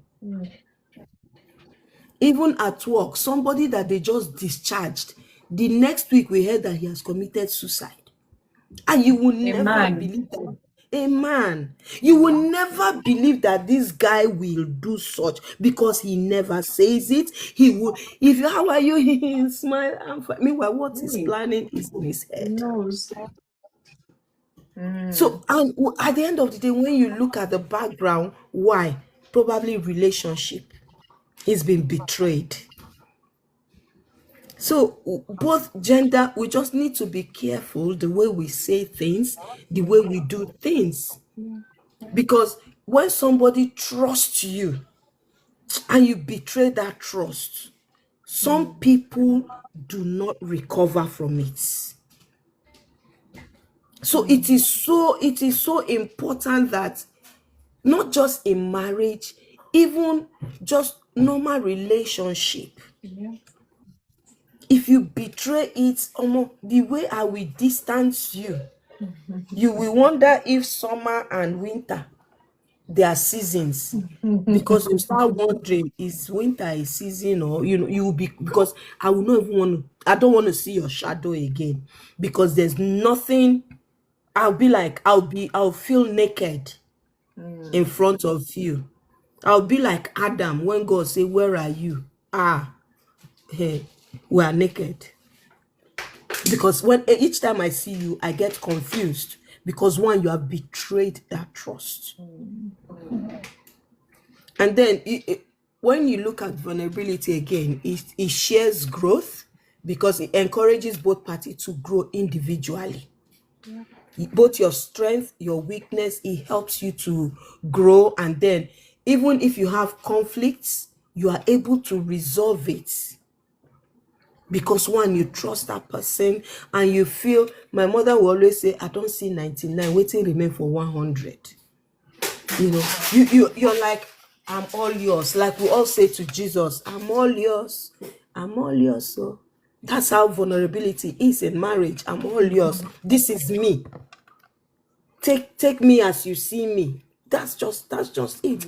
But most of us take it for granted, and we so much abuse it. And at the end of the day, even if that relationship breaks, before they will trust another person, it will take the grace of God. And then you now see transferred aggression. As soon as the person takes one step, say, "Hey," you now remember, this is that one took, and hey, Hey. and then you become defensive. It Yeah. makes you're just defensive. Before he will say Jack, you have finished A to Z. Meanwhile, the Jack he was saying, he wanted to just say Jack, say no. You just finish. Oh, Jack, you are called all the Jacks that you know Yay, in fact. because of transferred aggression, transferred hatred, transferred bitterness, transferred lack of trust. It just keeps growing and growing, and then it will now make your relationship. It's either you are enduring it in bitterness or you walk away in bitterness. True. So, in as much as okay, like Elder Kenda was saying, or you were saying about the way our men were brought up, they are not supposed to show emotions and all that. I remember when my son's dad passed, he wanted to cry, and people are saying sorry. I say, please, can you let him cry? Can you let him to cry? Let him show his emotion. I even lecture him. I say, Denzel, it's good to cry, just cry. If you want to hit the wall, go on, do it. It will help you heal faster. And people were looking at me, they thought I was losing it. I said, no, because we were brought up to tell our men not to cry. Even when they're in difficult situation, they don't show it. I remember when my mom passed, my brother, I don't know if he cried. I know he cried, but maybe in the toilet or in his closet. While we're all, he would just be behaving like a big boy. And I'm like, it's not supposed to be like that. Cry, shout. If you go outside, yell, it doesn't matter. If you want to roll on the floor, do it. I will cover you, I will hold you. And when my son, when he was crying, I said, continue. Have you finished? No, cry again, cry. Should I slap you so that you will cry more? You will not look at me. No, that pain is Because I enough already. because I wanted him to just shed out his emotions. Because when you don't shed it, you keep holding it. It's going to damage you, especially your future. And then when you see your own woman crying, you're like, hey, waiting, I want to see where you go cry blood. Not be what I go cry. You don't value tears anymore. While we were talking, while Elder Kenneth was talking, I asked my husband, I said, can you cry in front of me? He said, yes. So him is very emotional. Wow. Wow. So there are some What men that kind are of not God I emotional, serve? and there are some men that are really, really emotional. Yeah. In that their emotionality, please do not abuse it. Do not abuse it, because when you abuse it, the trust will be gone. They will not even tell you. Even if they succeed, they might not even want to tell you, because they feel that you might take their success for granted as well. Because it's not just bad stuff that people take for granted. If I tell you now that I've won lottery, how much? When I tell you the amount, that's when you start listing the things that are not even on our agenda to start buying. That's taking people for granted and taking my success for granted. You're making me look vulnerable, and because I love you, I will give you. Meanwhile, that money was not meant for that. So sometimes it's not just the bad ones. Let's think about the good ones. When you succeed, people take that success for granted. Most of us who are here, our brethrens back home, they take us for granted. They feel we have a tree that we're plugging money. So their list is endless. They keep coming from one list to the other. You are finishing one, they are coming with that. They now feel entitled, Yeah. which is very, very wrong. I rest my case. Thank Well done. you, Susan. We've heard a lot there. So I think we're coming up with a theme in between this topic now for the men. Because in fact, when I was preparing for the note, yeah, I just thought men vulnerability, let's see how the talk will go tonight. But even the men are saying the same thing. So I'm gonna come to you now, Leslie, then I'll come to you, Debbie. I don't know if that safe girl is ready to talk. Are you there now? Okay, let's go on. Leslie, good evening to you. I see all the comments, about at least some of the comments you've been making there. Let's hear from our men. We're talking about vulnerability in marriage. Leslie, good evening. Happy Thursday to you. Good evening. Good evening. Sorry I've been late today. I've just been hanging out with family. We were out, so Oh, okay. yes. It's all good. But I hope you heard one or two here and there. I missed I missed your talk, but I heard I was listening to Boasheun. That's Oh, it's in okay. my head. I heard and Okay, so I I hope can it's throw the question to you as well. And if you have any other thing you want to say, because the theme is coming up for us, especially regarding men who are not meant to be vulnerable, they're not meant to show emotion or cry, be strong, and all of that, which of course Mm. everybody knows it's a known fact. But where do we go from here? Because it's affecting our marriages. Men are not being vulnerable to their wives is a problem, and the wives that are vulnerable to such men, they don't know how to handle it, and it's also a problem. So where do we go from here? Yeah, it's interesting that you're saying that. I'll first of all say that men are trained to not be emotional, and yes, I know that in Nigeria that seems to be the common thing, but even now I have met men across the board, and it seems to be a global issue in terms of just men's lack of emotional responsibility, and it's funny that it's now becoming talked about much more in just how, and especially in marriage, and that's, I think, here in the West is one of the reasons why people are not getting married. Just do not know how to handle being vulnerable, what that looks like in a healthy relationship. If you are growing up in a home where the parents are not married, or they don't even see two parents living together properly, in a marriage union for that matter, and then you don't know how that works, and it does affect both male and female, but men are greater on that level because it's already a culture and just a generic thinking of that nature.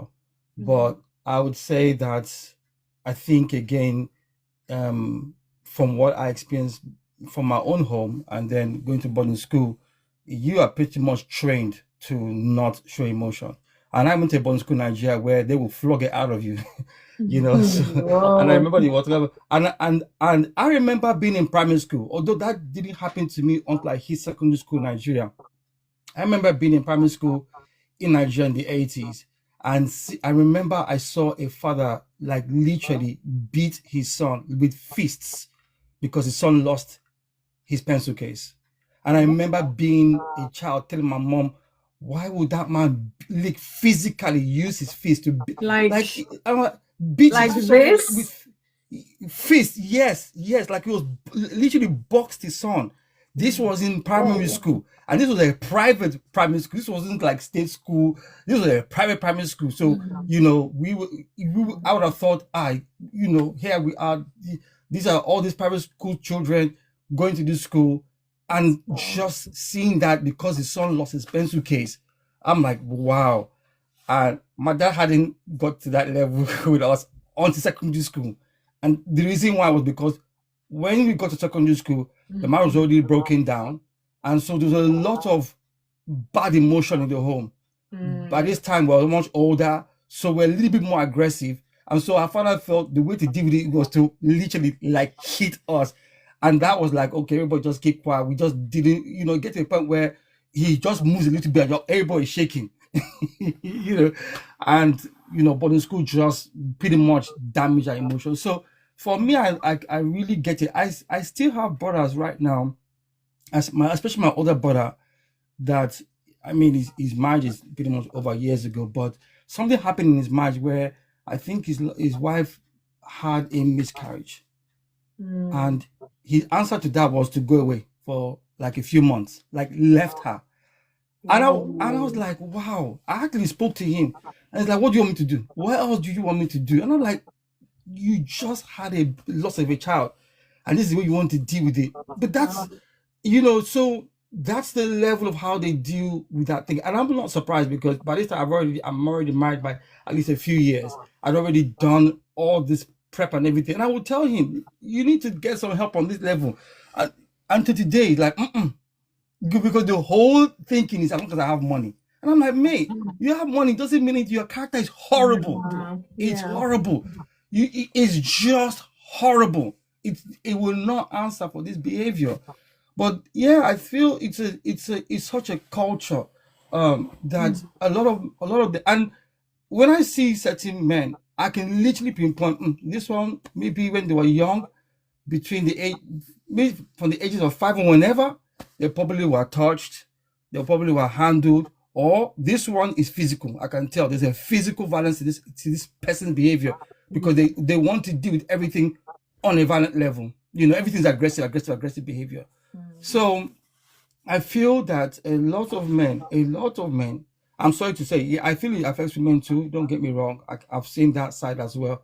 But a lot of men, the problem is that they not only are quote unquote the victims of it, they end up becoming the perpetrators as well. And that's what makes it doubly difficult, is that they just cannot see the connection of this lack of vulnerability. Like, it is not a strength to like, oh, I don't show emotion. It's not a strength.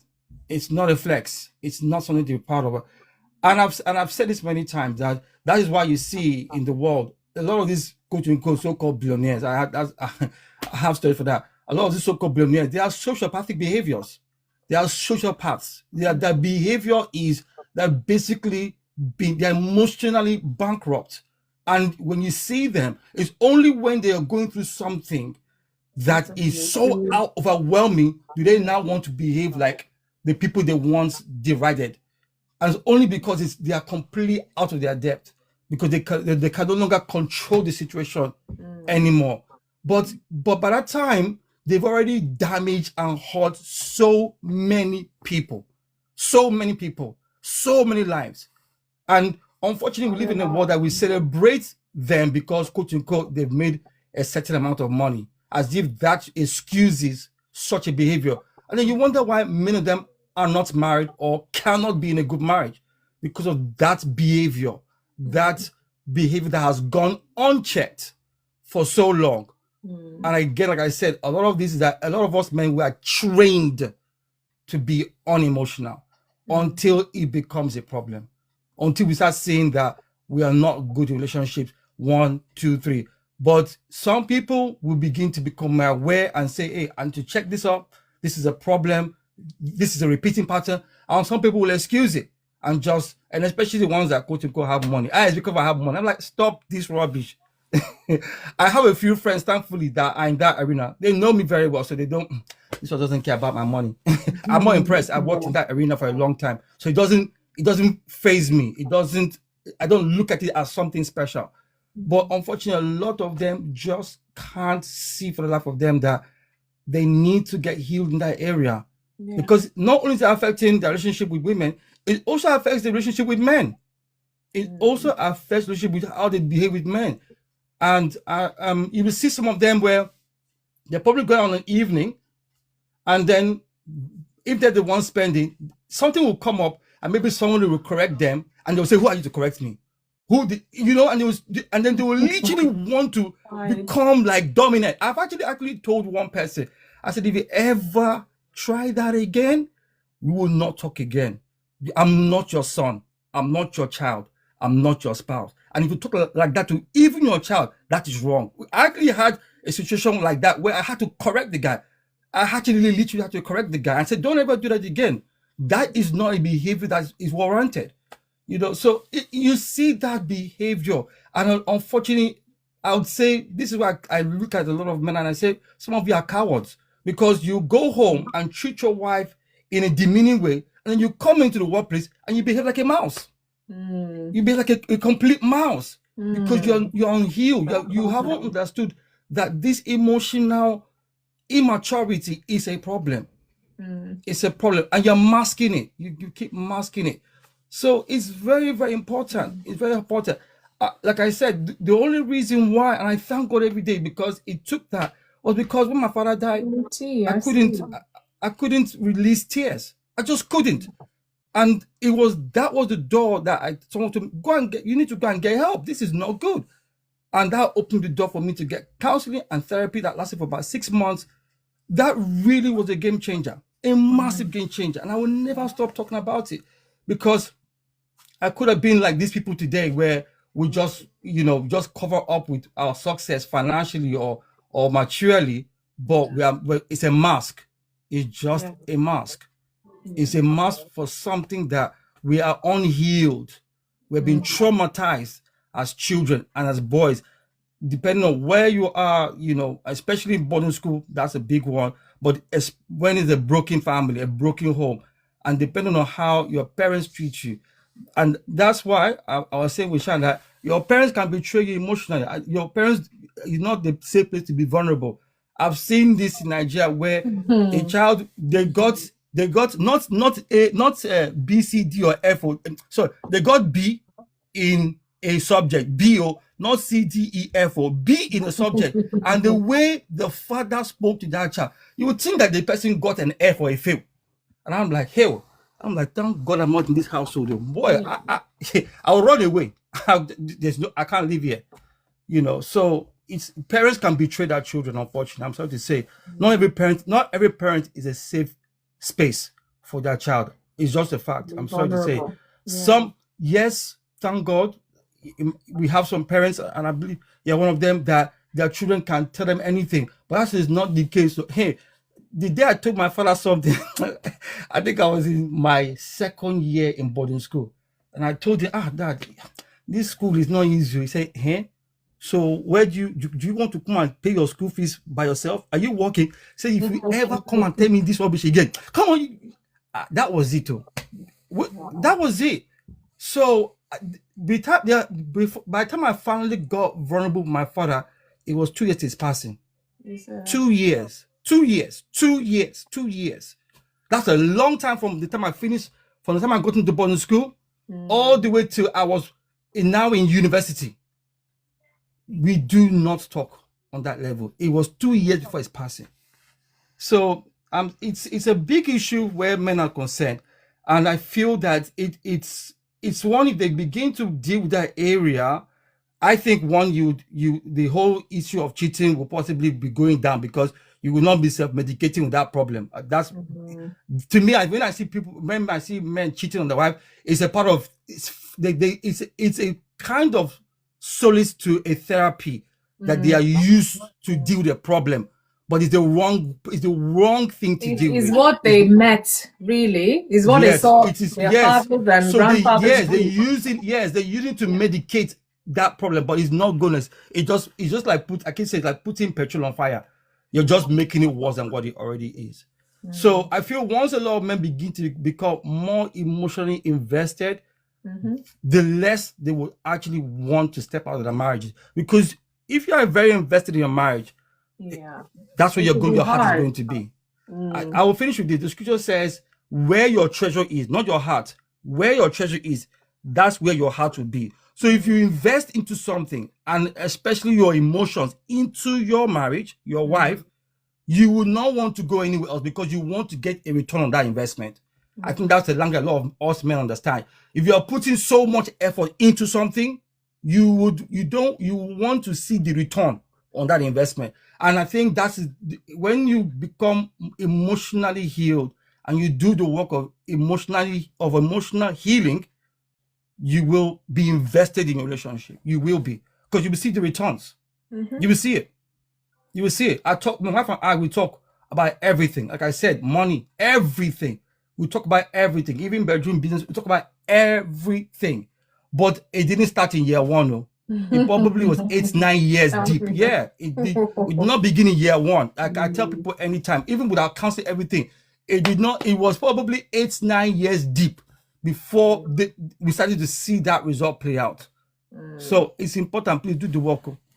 Let me ask you this before you go. So how can spouses respond when vulnerability is shared? Because it's very important.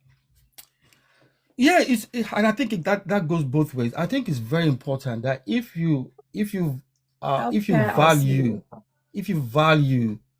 and I think that's part of an honor behavior, a behavior of honor, that if you get to a place where you see that your wife or husband feels secure to say certain things, and you see that puts you in a different category of humanity, you will treasure this thing. You'll be very sacred about how you go about handling it.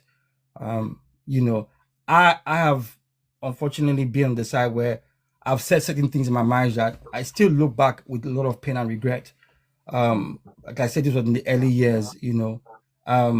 But thankfully, with time, work, and effort, and just certain books that we've read, and even going for marriage counseling, because we actually have done marriage counseling beyond the pre-marriage counseling. So we did one in 2020.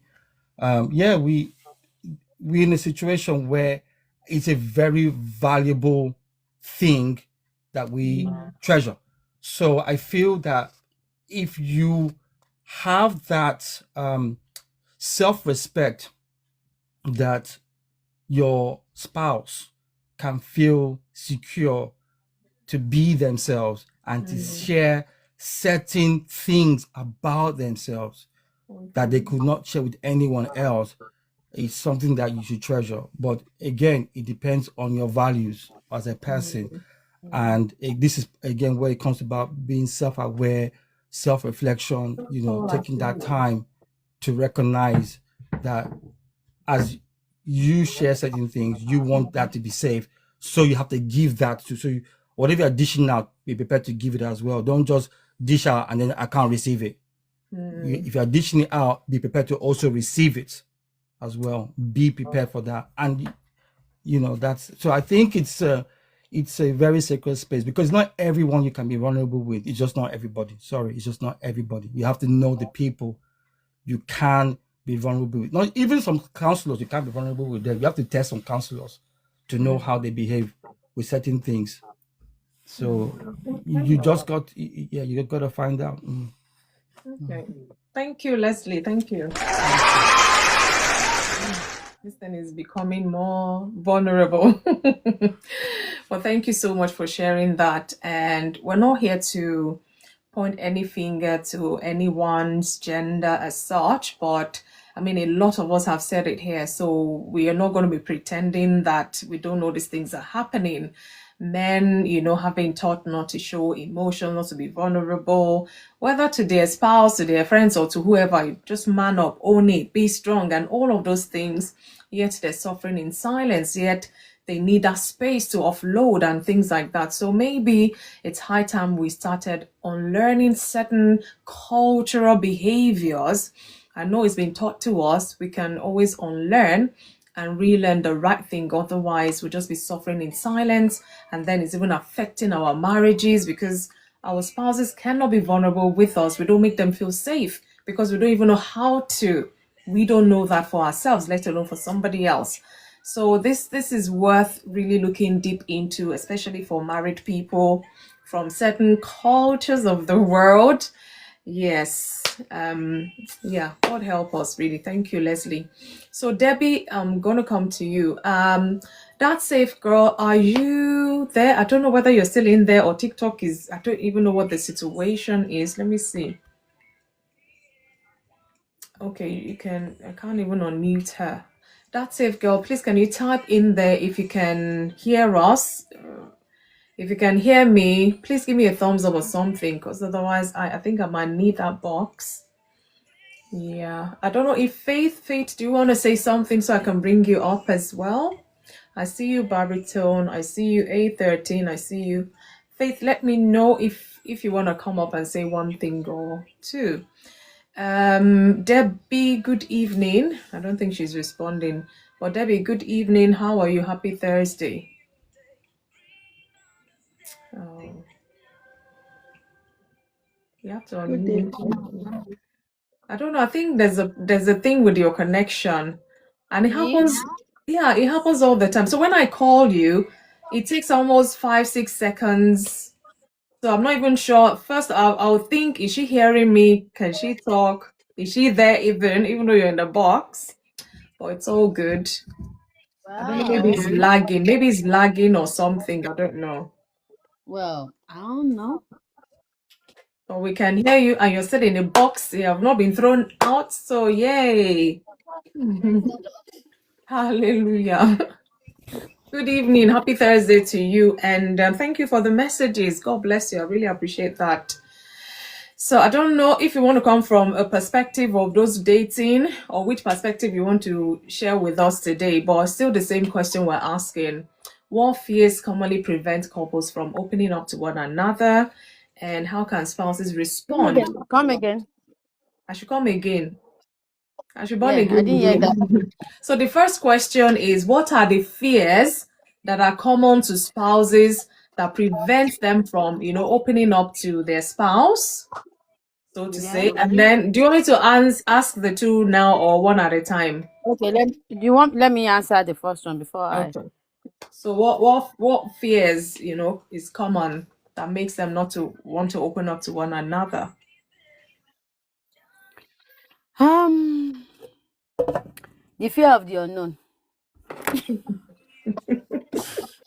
That will go for any topic we bring on this insight, I'm telling you. But you have to break it down for us to understand. Okay. Please, let's keep tapping if you're in the box. I don't want you to be thrown out, please. When I say the fear of the unknown is is Otasowi, I see you. I mean I see you. the fear of you don't know how this person will take what you want to say. You don't know how they will react. You don't know how they will see you after Mm, this. You don't know what their response will be, and you don't know what can happen and what can happen. Which means at the end of the day, mm. you don't know what will happen. So you don't know if you should actually be open with them. That's what I mean by the fear of the unknown, which means there can be criticism, there can be judgmental, there can be shaming. Yes. Mm, Yes. mm. Yes. Yeah, we talked in There and out can of this. be scolding. Scolding can come from it. Love can come from it. Empathy. Depend on who you are dealing with and how mature, intelligently mature, emotionally mature that person is. So anything can happen. So I think that's what keeps a lot of people from being vulnerable, especially with their spouses. And the fear of this fear that comes with, I've seen it happen to A before. If Mm. Shade can do it to Kola, if Dennis can do it Comparison, yeah. to Bernice, I don't think this person cannot do it to me. Mm. And actually, I can't say it's comparison. It's just the fact. It's just a natural thing that comes as human. Yeah, that's it. That's comparison. It's So, natural to some people. yeah. So Mm, he prevents a lot of people from being vulnerable. yeah. And I'll say, like Mr. Leslie say, a lot of people, it's not just a relationship, they are not vulnerable. They Mm, are not vulnerable even with their siblings, their friends. And for people, a lot of people that cannot be vulnerable with their friends, they can really be vulnerable with a spouse. Now, vulnerability starts from, okay, that's the general perspective. I will say, in my perspective, if you cannot be vulnerable even with God, a lot of people are not even vulnerable with God. seriously. You don't even need to Yes. be. He sees you. He sees No, no, no. everything. No. God As in sees you. to say. Yes, God sees you truly, but you know there's a verse of the Bible that says, Right. if my people which are called by my name will Shall humble humble themselves. themselves. Yeah. You see that verse, not all of us actually can Mm, do it. okay. Not all of us can do it. Even as believers. Even as believers, even as acclaimed children of God. Mm, Not all of us can do it. So when it comes to vulnerability, it has level. It okay. oh yeah, My, we're listening. It's just interesting when you start myself as growth. an example, I can be vulnerable, Mm, but I've grown to a stage in my life where before I can be vulnerable to you, whatsoever I want to tell you, I've already gotten to the resolution of whatever your reaction is mm, will not affect anything because I've already okay, let's say let's say I do something now that I'm not proud of. I'll first go to the altar and say, Father, so on so dates, you say I should not go out of your calendar. I now carry myself. Mr. Barito, mind yourself. I now carry myself as the Alaigboran Omo that I am. I now carry myself. I now went. I now, but this is now what happened. This is now what happened. Do you understand? That's me having my conversation. I've done it. I've scolded myself. I've spoken to God. Now I have released the burden from my heart. Okay. So when I'm talking to you, I will first tell you a tip of it. I want to see your reaction. If I tell you a tip of it and I see that you have loudspeaker, you help me to tell it to the world. That's the first and the last you will hear. But you might not be able to tell straight away, sis. No, you don't understand. I will tell you a tip of it. Mm-hmm. But I now realize that tip of itself, Papa, you cannot keep it with yourself. You have loudspeaker. I will not continue. I will leave it like that. Okay. Because that tip of it, I tell you, I won't tell you the rest immediately. Oh. I won't tell you the rest immediately, even if you didn't show that you can be loudspeaker. I'll just give you a tip and leave it. See how you will react over time. Yeah. That's how some people are. But you see, when it comes to marriage, when it comes to marriage, the Bible said, and the two are naked and not ashamed. Not ashamed. It's not just physical nakedness he's talking about. Yeah. I mentioned that. That is not just physical nakedness. It means nakedness in every area. Emotionally nakedness, financial, spiritual, all that. And all the ones that lady, and all the ones that lady all the ones that Lady Funmilola said, all the ones that Lady Funmilola, because I learned a lot from her today. Me, I will not die. I learned from her. Shan, I hope you wrote it down, because I think she came to replace welfare to wealth for us tonight. for some reason, yes. So when it says two shall be naked and not ashamed, that's what it means. It means that you can be yourself, you can be who you are, you can be vulnerable, you can be down, you can be up, you can be joyful, you can be sad, you can be everything. You should be able to have that person. You should be able, your person should be that safe place for you. Your person should be that place where when you do something outside, they are about to stone you. Even when you did it, even when you did that thing, your person should be the one to hide you behind their back first, to protect you, even when outsiders are criticizing you. But in most marriages, I have seen some marriages, some marriages is the other way around. Is the person that's supposed to be their secret place after God, that is their loudspeaker. That's the person they are running away from. So I think that's why a lot of people are so afraid to be vulnerable. It's not just, I get the fact that we are saying the men. Yes, that has been, is something they've put in the training.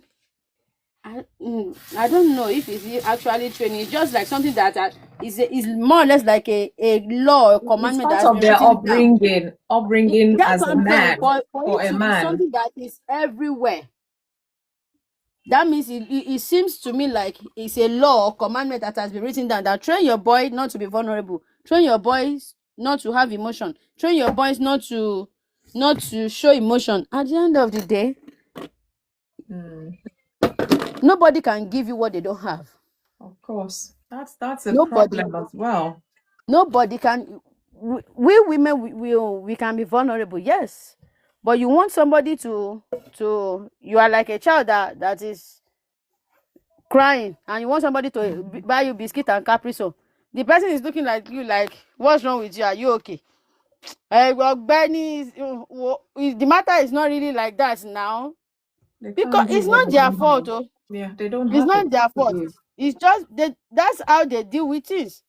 Mm, That's how they do with things. That's how they know how to do with things. They are not allowed to show emotions because it makes them, you are not a man. You are not a It man. makes them weak You or know how many appear men, weak. if they call a lot of men out to come and talk about how they are abused, a lot of men are abused, but they can't come out to say it. Mm-mm. They can't. No. They can't. We're having friendly conversation one time with a lot of our friends, that both men and women, and a lot of them are talking about the first person that touched them. I'm like, hello. Oh. They said we can say we okay. We are all now adults. We turn it to normal conversation. We learn from it. We joke from it. But at the end of the day, the reality is still there. That Our those abuse. people Mm, were abused. mm, But they can't say it out. Abuse beats about. You can't say it out. You can't, because as a man, how can you say that out? Even in marriage, a lot of men are going through we in their marriage, but they can't speak up because they are men. So he is actually is the shame number one. The shame, the fear of, I don't know what the reaction of the person will be, and the shame of the society is one of the biggest fear of why people can't be vulnerable with their spouses. One of the biggest fear, and not just their spouses, they can't even be vulnerable with themselves. That's a lot of people even hide from themselves. yeah. So somebody that can't tell them, that can't tell himself or herself the truth, or how do you expect it? Do you expect them to deal with you? So that's where the challenge is. So that's where the fear is. The fear of that's what I said. That's why I said the fear of the unknown. The unknown is the shame that can come with it if somebody hear about it. The fact that somebody will hear You about it smoke, apart I from the see person you. you told, the reaction of that person, what will happen, and all that. And to be honest, it's not helping. A lot of life has been ruined. A lot of people, this thing has hindered their growth. Yeah. Because why will I say it's a woman that helped me? Hello, now human being go help you. The only thing that changed that changed me and you from woman and woman is the fact that you are the seed carrier, I am the incubator. That's the only thing. We are both men, womb man and the seed man. That's it. The Without Bible never without the addressed us. womb, a woman will be a man, isn't it? Yes.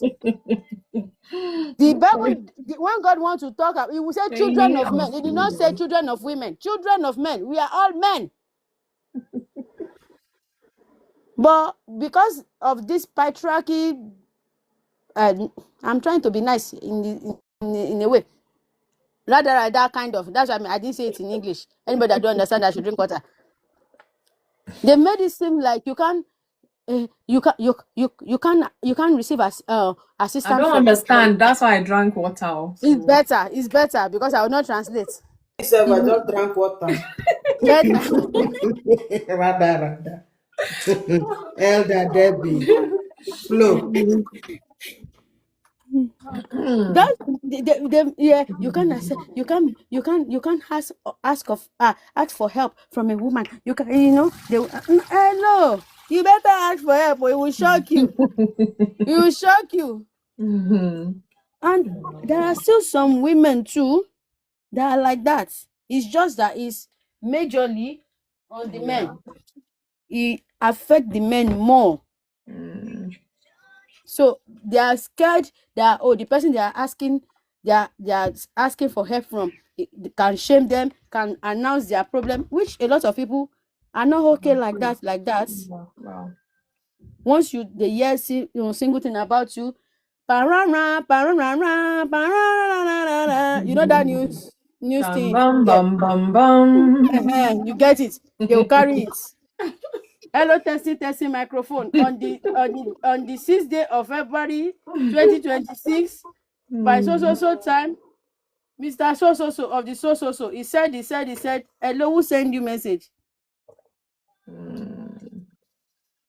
So that's the thing. So they are scared of, I don't know what will happen. And there are some situations that before you even say it to anybody, you're already vulnerable. Yeah. Without you even saying it, the situation itself makes you vulnerable. Now you saying it add to the vulnerability, and then the person you now say it to now add petrol to your fire.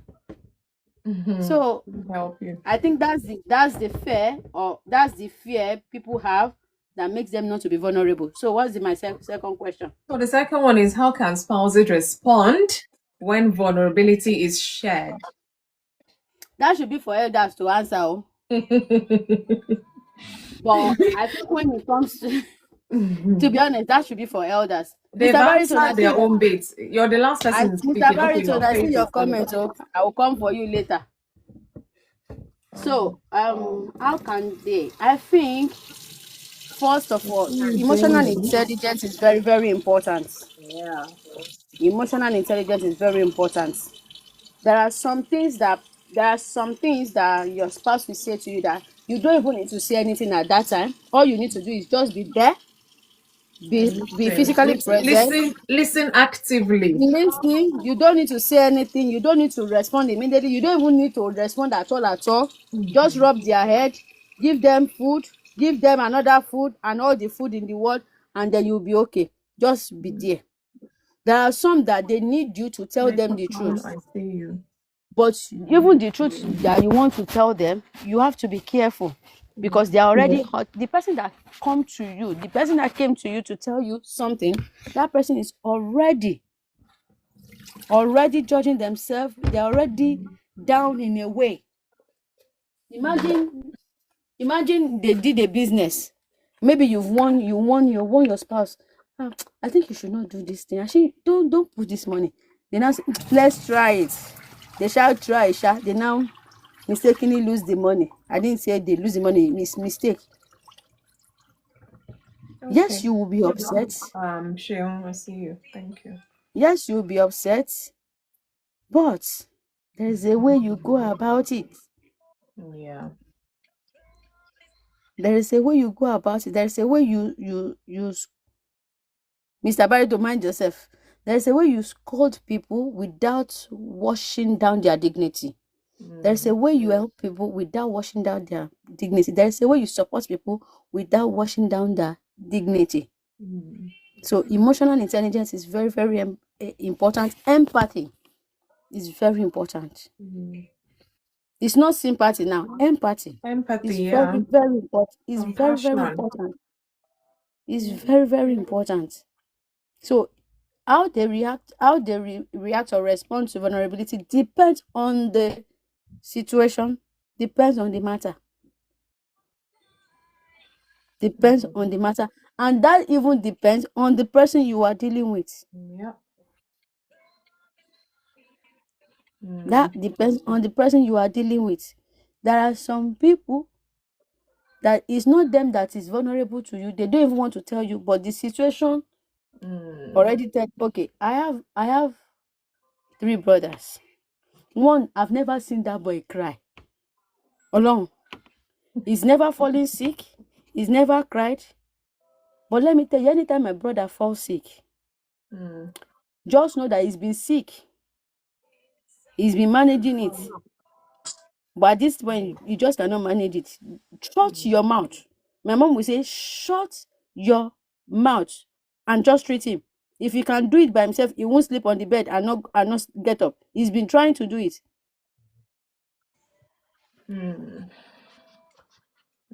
You know, we are different. I have a sister that will say, "Hey, you've been sick for a long time. You won't say anything." My mom will be like, "Shut your mouth." For him to lie down there, don't you know? Don't you understand that he's been trying to manage it? Meanwhile, I have the other two that I just need to poke him. He can cry. Do you understand? So that's why you need to just know who you are dealing with. You see, this is my first brother. And if they mistakenly come in out that he's sick, I know everybody have to be using their head to be eating each other. Because before he get to the stage where he's sick, my brother have tried to manage it. Now, I have another one that if he's sick, he will still get up. My brother can eat once he's sick, he can eat every 2 hours. That's how you know when he's sick. That's how you know when he's healing. So imagine somebody like that, but he can still get up and do his quick food by himself, but now cannot eat again. You should know that it has gotten Something is wrong. but that's when you should get up. That's why I said, just know who you are dealing with. No, that's how his appetite works when he's sick. So that's what I'm trying to drive from this is know who you are dealing with. Now, these are 3 different personalities Yeah. that I know there's a particular sound, there is a tone I hear from any of them. If I get a call from any of them, that I know if to sit down, if to stand up, if to run. Yeah. So know who you are dealing with. Be always be there. When they want to share their good news, be there. When they want to share their bad news, be there. Let them have the faith that, whatever news I share with this person is safe. I am safe. The moment your spouse starts having the feeling of, I can't tell my wife this, I can't tell my husband this, that means they don't know what your reaction can be. So they rather keep it to themselves. Well, this is elders. I've told you I don't want to be coming to elders meeting again. Anyways, Okay. Mr. Barrington, The one you have spoken is more than enough. Thank you, Debbie. Thank you. let me wait before I close my mouth. Mr. Barrington said, and I'm going back to his message. He said Thank everyone you. can be vulnerable. Shan said everyone can be vulnerable, but Mr. Barrington said, me, I'm a different beast. I will write it down. Don't worry. I'll write it down. Easter is That almost here. okay. I missed Okay. quite a number, of submissions there. So sometimes I know there's some chats going on. So yeah. No, don't go back to the chat. It's Mr. Barrington, but it's okay. Yeah. Anyways, God will help everybody. Amen. Thank you. But You're learn to be finished now. vulnerable with God. Be vulnerable with God first. That Yeah. way, you will learn to be vulnerable with others. Thank you, Debbie. Be vulnerable with God. You're even taking it to another deeper level. Somebody that cannot even be vulnerable with themselves or their spouse. I don't know. God will have to help us really. Like I said, it's a thing because if I don't know whether majority now of certain cultures is promoting this thing we're talking about, training boys to men to not show vulnerability. That's why we're having these issues in marriages because you find out that girls growing up, they can express, they will cry, they are being attended to, whether daddy or mommy or whatever, they embrace that. But for guys, you dare not cry, you dare not say this, you dare not moan, you dare not do this, that. And they grew up with that. And these are the so-called men that will still marry these girls. And these girls are vulnerable, they want to share, and the man doesn't know how to handle it. It's a problem, really. The fact that he can't even show his own vulnerability because he was taught not to do that. And now you're living with somebody. I mean, we women, we share like share. We share. And then the man doesn't know what to do or how to handle it. of course it's going to bring more problems. So this is one thing I really want us to pay attention to. What are we teaching our boys in this present day time? What are we teaching our boys? We're teaching them not to cry even when they want to cry. Suck it up. Don't dare show that you're weak, and all of that. How is that meant to help them grow holy, really? Because it's hard. It's hard. I mean, old habits, they say, die hard. And now as an adult, to now say, okay, I want to learn to be vulnerable. Won't people laugh at me? Who do I want to be vulnerable with? My wife? I'm supposed to be the head of this home. So there's a whole lot of issues there that I feel we need to pay attention to. Otherwise, the wrong things are being taught to the next generation, even the generations after. And you find out that probably I don't even know what will happen in the third generation to my generation if this kind of lingers on. It's going to create huge problems, and then they might not even want to be vulnerable enough to fall in love, and then the family will die because the more people fall in love, marry, they have children, community grows. So what's going to happen when all of that is broken off? So I don't know, maybe my mind is going too far, but that's how I'm projecting that now. So it's a big issue that needs to be addressed. The earlier, the better for all of us, for our community, society, the family, most especially. So thank you. So Faith, I'm going to come to you. Good evening. Thanks for joining. I don't know what your perspective is, but really we want to hear your views tonight. What say you? What are the common fears that kind of prevent couples from opening up to one another? And how can spouses respond when vulnerability is shared? So you can take the two or whichever one, or your own views as well. Let's just hear you tonight. What say you? Good evening. Good evening. Thanks for joining. Thank you. A lot of things have been said, but Thank you, Susan. Thank you. what I just want to say is I think the big contribution for men not to open up as the background, like our African background, men are told not to cry. Even at funerals, when people are comforting a man, they will say, "Remember, you are a man. You are a man."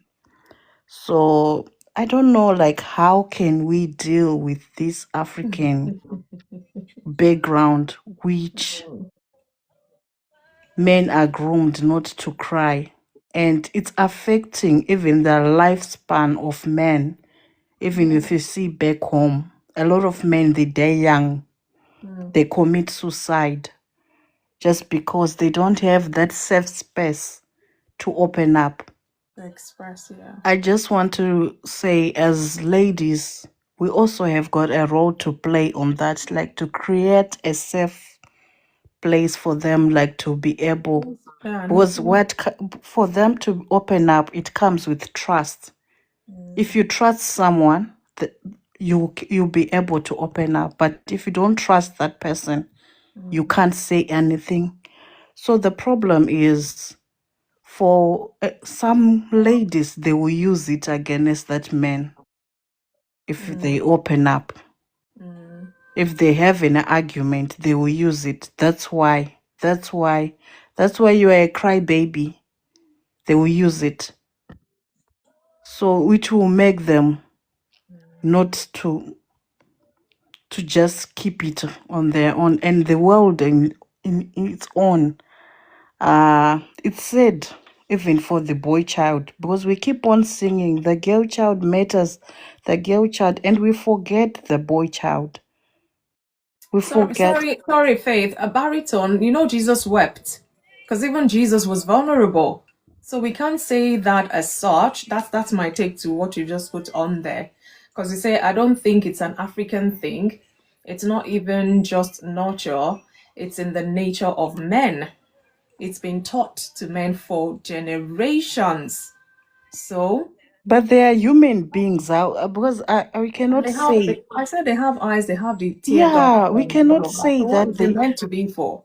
But sometimes, like they break down, like even like Leslie mentioned it, that they can cry in toilets or in closed places. So Why? which means they feel it. Yeah. They They're feel it, human. but they've They're got that human. fear that it will be used against them, and maybe will think that they are weak. And for us, like ladies, we have got a role to play.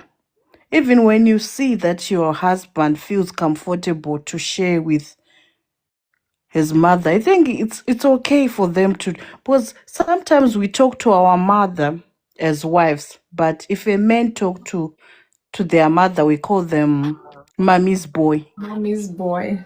Yeah, and we start to complain, my man is a mommy's boy. But for us, we can share with them, with our mom.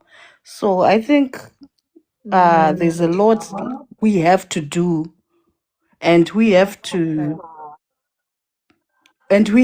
teach even our people back home to know that they are also humans. They are not like superheroes. Well, They feel the same. They feel the pain. They are also emotional. Even for when you are raising the boys, let's just tell them it's okay for a man to cry. It's not a crime that you should not cry, but it's okay for you to cry. Yeah, that's what I want to say. Thank you. A lot of thank things you. have been said. Um, but today Susan didn't make us to laugh. Susan. Okay, Susan thank and you. Debbie. I know you're not Susan, supposed to today topic. you were quiet. I know I think today's Now I your think topic it's first a born. vulnerable topic, so maybe that's why, it's But very thank you, Faith. sensitive. Thank you. Thank you for that. Don't worry. We'll also open the floor now. My reader will make you laugh a bit because you have to find the answer for me. So thank you, Faith, for your contribution. I'm coming to Relationship Clinic. I know you joined not too long ago. Do you have what you want to say, or do you have a question for us, or whatever it is? We're talking about vulnerability in marriage. And we're talking about what fears, commonly prevent couples from opening up to one another. And then how should they respond when vulnerability is shared with them as well? So the floor is yours. Let's hear your views about this. Okay, good evening, everyone. Good evening. I joined earlier, but I left. So I just saw that the life was still on, so I joined again. I would say why some people don't are not vulnerable in their marriage. They're not vulnerable to their spouses because they don't want to be judged by the other person. And another thing is that the partner may not be emotionally matured True. because sometimes you can just, if you marry somebody who's not emotionally matured, even if you are crying heaven and earth, or maybe you are trying to be vulnerable, they may not Doesn't see it as such. Yeah. Yes, they may use it against the person, or um they may not just be emotionally available. You may just finish sharing your mind and telling the other person everything that you are feeling, and maybe you get no response from them. You don't even respond, or maybe they give you silent treatment, and you just like, why did I ever open up? And I just kept it to myself and all that. And these things happen in so many marriages when couples are emotionally distant. They don't actually communicate well. A marriage whereby the communication is broken. Yeah. Oh, I hope we've not lost you. Relationship Clinic, are you still speaking? We can't hear you now. Let me see. Maybe it's the network, or your network looks okay. Emotionally. Just imagine, for instance, a man who is so rude We to sorry, his sorry, Relationship Clinic. We missed a chunk of what you said because you just went quiet. Oh, I was talking though. Yeah. Oh, you Maybe it's the were. 'Cause- network. Yes. yeah, it's the network. Okay. Yes, I was actually talking since.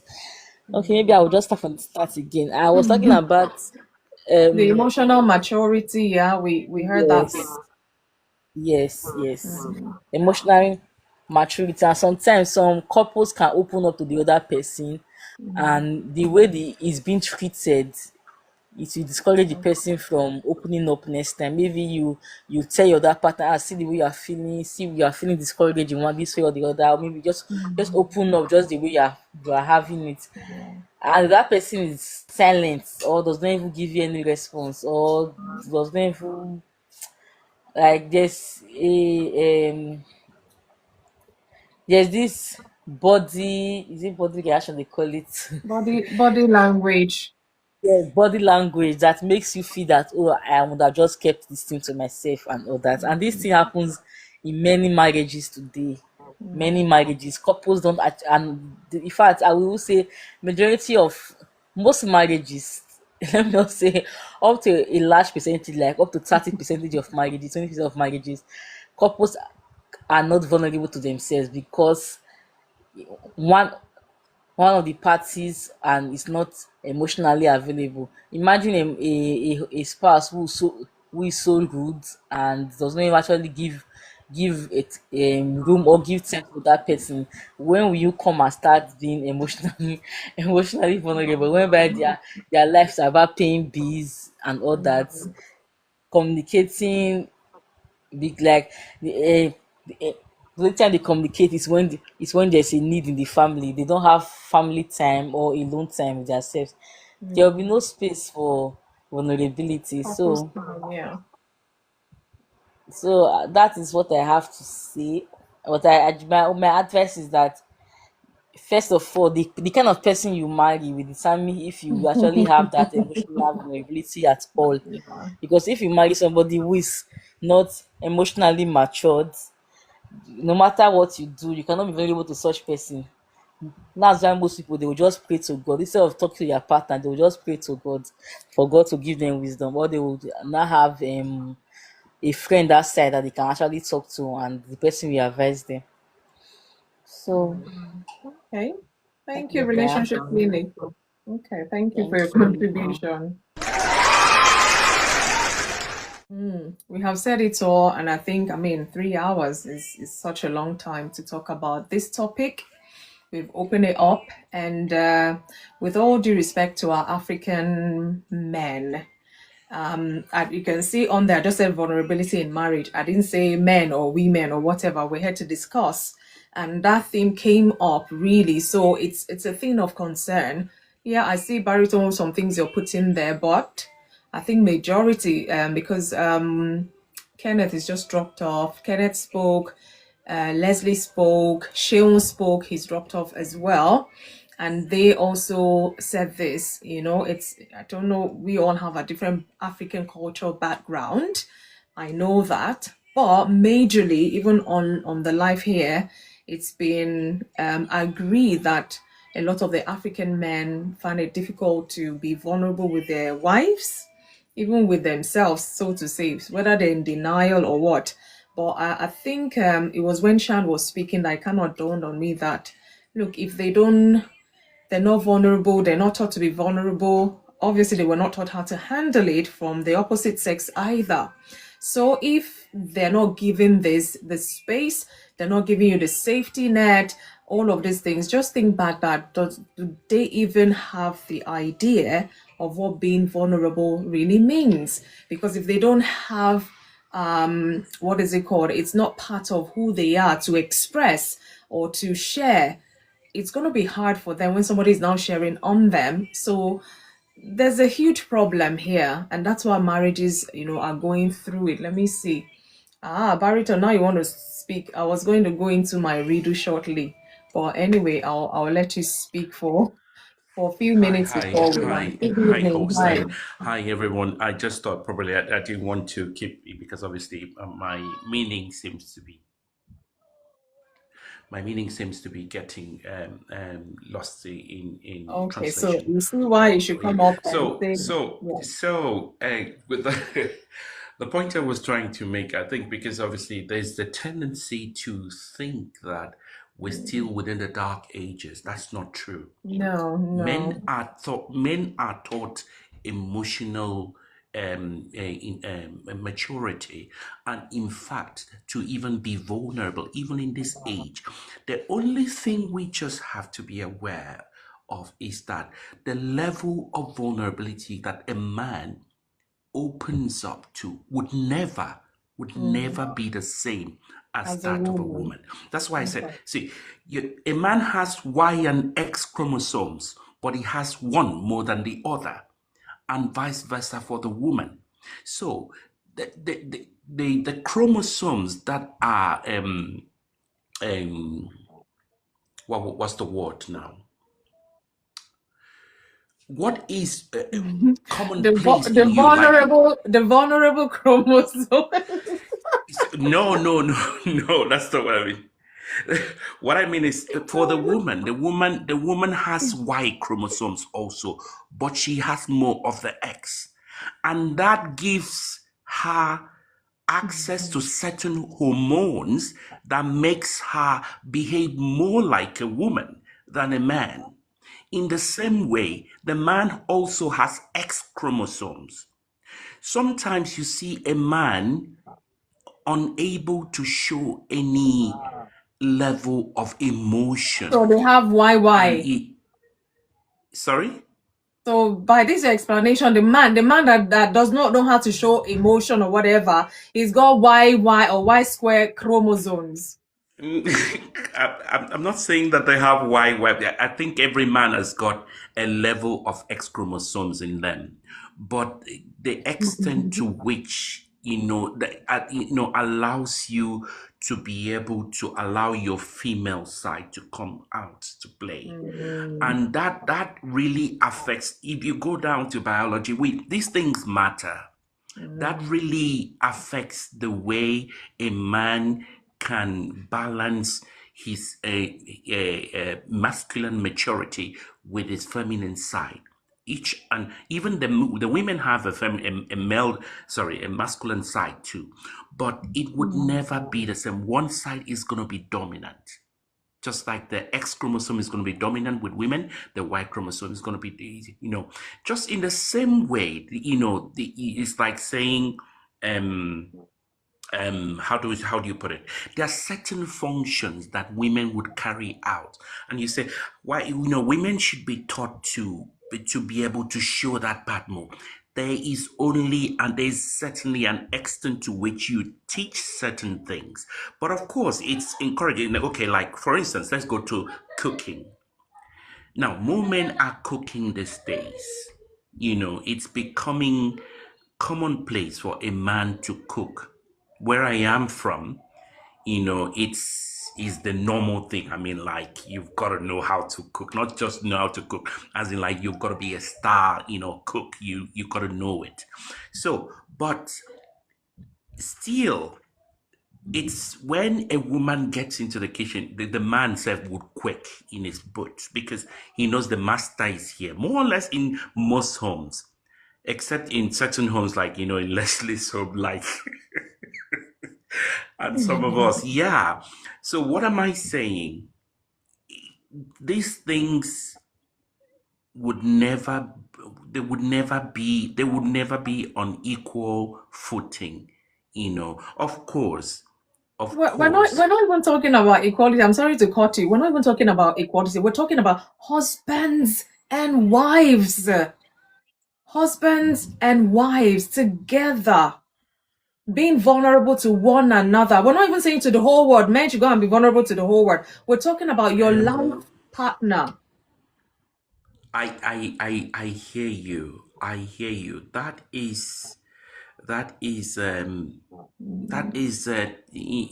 it's not wrong to teach that, but still that plays into it.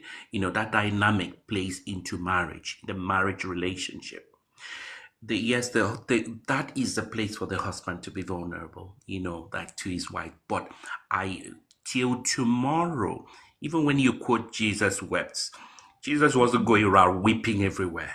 I know, He but he was, still you know, showed. He still yes, showed yes, emotion. of course, the husband should, but the husband would never, ever, ever always be vulnerable. And that is what makes him husband. That is what makes him husband. What is husband? Master. That is what makes him husband, because he is protector to woman. That is his primary function. There is a level of vulnerability that nature has opened up to him. And if he takes more than that, it would impede on him being able to carry out his function very well. It's just my view. That maybe something that we can explore later. Open up the topic more. But I believe, of course, there's a level of vulnerability, that is, necessary. But then when it goes past a certain level, it could, in some way, be a stumbling block, a barrier to the man, performing his duties as the husband. He may not open it out to say it out to him. I mean, look at it. Even those of us who are men here, think about it. If you want to be honest to yourself, deep within you, no matter how open, vulnerable you are to your wife, there is that part of you which you still keep locked up. It doesn't mean you're not being open to your wife. That is nature. Anyway, my view. Thank you. Okay, before you go, since you're up here, let's talk about, so how can spouses respond when vulnerability is shared? That I think that really, that one comes. It touches more on the personality of the person. I think Debbie did talk about this. It depends on the personality of the person, and also another thing that plays a big part is seasons. A person who is normally empathetic could, because of a certain season they are in or a certain season they are passing through, could decide, could you respond in a Affect way their that you do not response. expect. So of course, whoever is being vulnerable would have to watch to see, because if it's your spouse, you know what season they are in. And that's why sometimes the woman, the wife, waits for certain times to be able to tell the husband certain things, because she is hoping and wanting certain reactions, and she doesn't just open her mouth to say certain things. The seasons matter, and also the temperament and the nature of the person, the maturity of the spouse who is on the listening side does matter a lot. And God does matter. The God factor, of course, you can never walk away from that reality. Yeah. Okay, So, thank you for your contribution. I don't know, I think my ears, this ear in particular is itchy. I don't know, I think Leslie, you want to say something? I might be wrong. Leslie, do you want to say something? That's even if you're paying attention. Okay. Well, thank you everyone for your submissions. That's why I say, look, even if I bring my perspective, it's not going to cover it all. And that's why we have quite a handful of people here to talk about this topic. All topics, anyways. We bring our wealth of experience. Sometimes But we I don't think see. I'm just listening. That's all. Okay. All right. Okay. So that's it. And Yeah. I Yeah. and I hear what our brother said, and I agree with him to a certain extent. Oh. But I still feel, in a marriage, I think the longer it is, and the longer you are in a marriage, yes, there is a certain reserve, but you should get to a place, as a man, I'm sorry to say, where you are vulnerable with your wife. Because if you're married, 10, 20, at least if you're married up to 20 years, I'll see you. you will quite possibly have gone through a lot of cycles in life, whether it's raising children, parents, bereavement, something, that will expose a level of vulnerability, whether you like it or not. It's just life. And at some point, there is going to come a breakdown. Something's going to happen, financial, but I think especially where bereavement is concerned, something's going to happen, and it's very, very important that I think as a man, if you cannot be vulnerable in your marriage, man, I think that's a real serious problem, because where are you going to be? And at some point, you will look for it somewhere. The older we get, the less your heart can take. Yes, when we're young, we can crush it, suppress it, but at some point, as you get older, it will start affecting you physically, and you would know it. You would know. You will Mentally. feel that. You will feel that pain in your chest. You'll feel that knot in your stomach. Something. It will affect you. So if you can't be vulnerable in your marriage, I don't know where you can. And I think that says a lot about the man, that you've not created an environment. You've not been able to create an environment where you can be vulnerable. You just that's just an issue. And I don't give this to the woman, I give this to the man. If you cannot create an environment, then what about your children? What are you giving to them? So I just feel strongly that it's very important. And like I said, for me, it's night and day in my marriage, and from where I grew up, from my family, is night and day. The difference is too clear. I would never want to go back to that. I just would never want to go back to that. I'm so happy when I see my boys express themselves very well, healthily, and speak up properly, don't hide, don't cover themselves, don't feel less than. They don't have that. They don't have that thinking or feeling because of the environment that we, their parents, have created for them. So when my mother passed away, it's almost 2 years now. This was 2024 November. They saw me cry.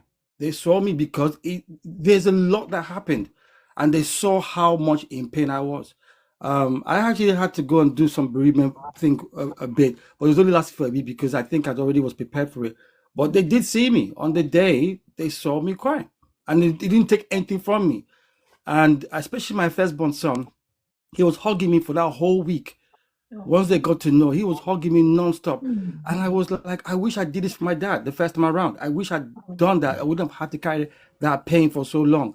So I'm sorry. I think that the true maturity is that the more vulnerable you become in your marriage, that means there's a lot of maturity in that marriage. That's, I think, is a great test of the marriage, that you've come to a place of maturity. And as Debbie rightfully said, there's something that in the very first time you see a man and woman in the Bible, it said the both of them were naked and there was no shame. That's not just a physical aspect, that's transparency on every level. That is what God is looking for in a marriage. We should get to a place where there is complete transparency, and we are very happy. We are very happy with it, not the other way where there's fear and shame. So that's my take on it. Thank you. Thank you, Leslie. Post, if I may come back. Yeah. Okay. Yeah, shortly. Yeah, Leslie. What Leslie said. Leslie, we're not. I think we're not. Our points are not at variance with one with the other. I think we're saying the same thing, but all I am adding is. But before I add, what I wanted to add, there's a danger for us to equate or see crying and vulnerability as being coterminous. They are not one and the same thing. You could cry as a result of being vulnerable, but it doesn't mean that if you do not cry, you're not being vulnerable to your wife or to your spouse or in your marriage. You could be vulnerable to your spouse without even still crying.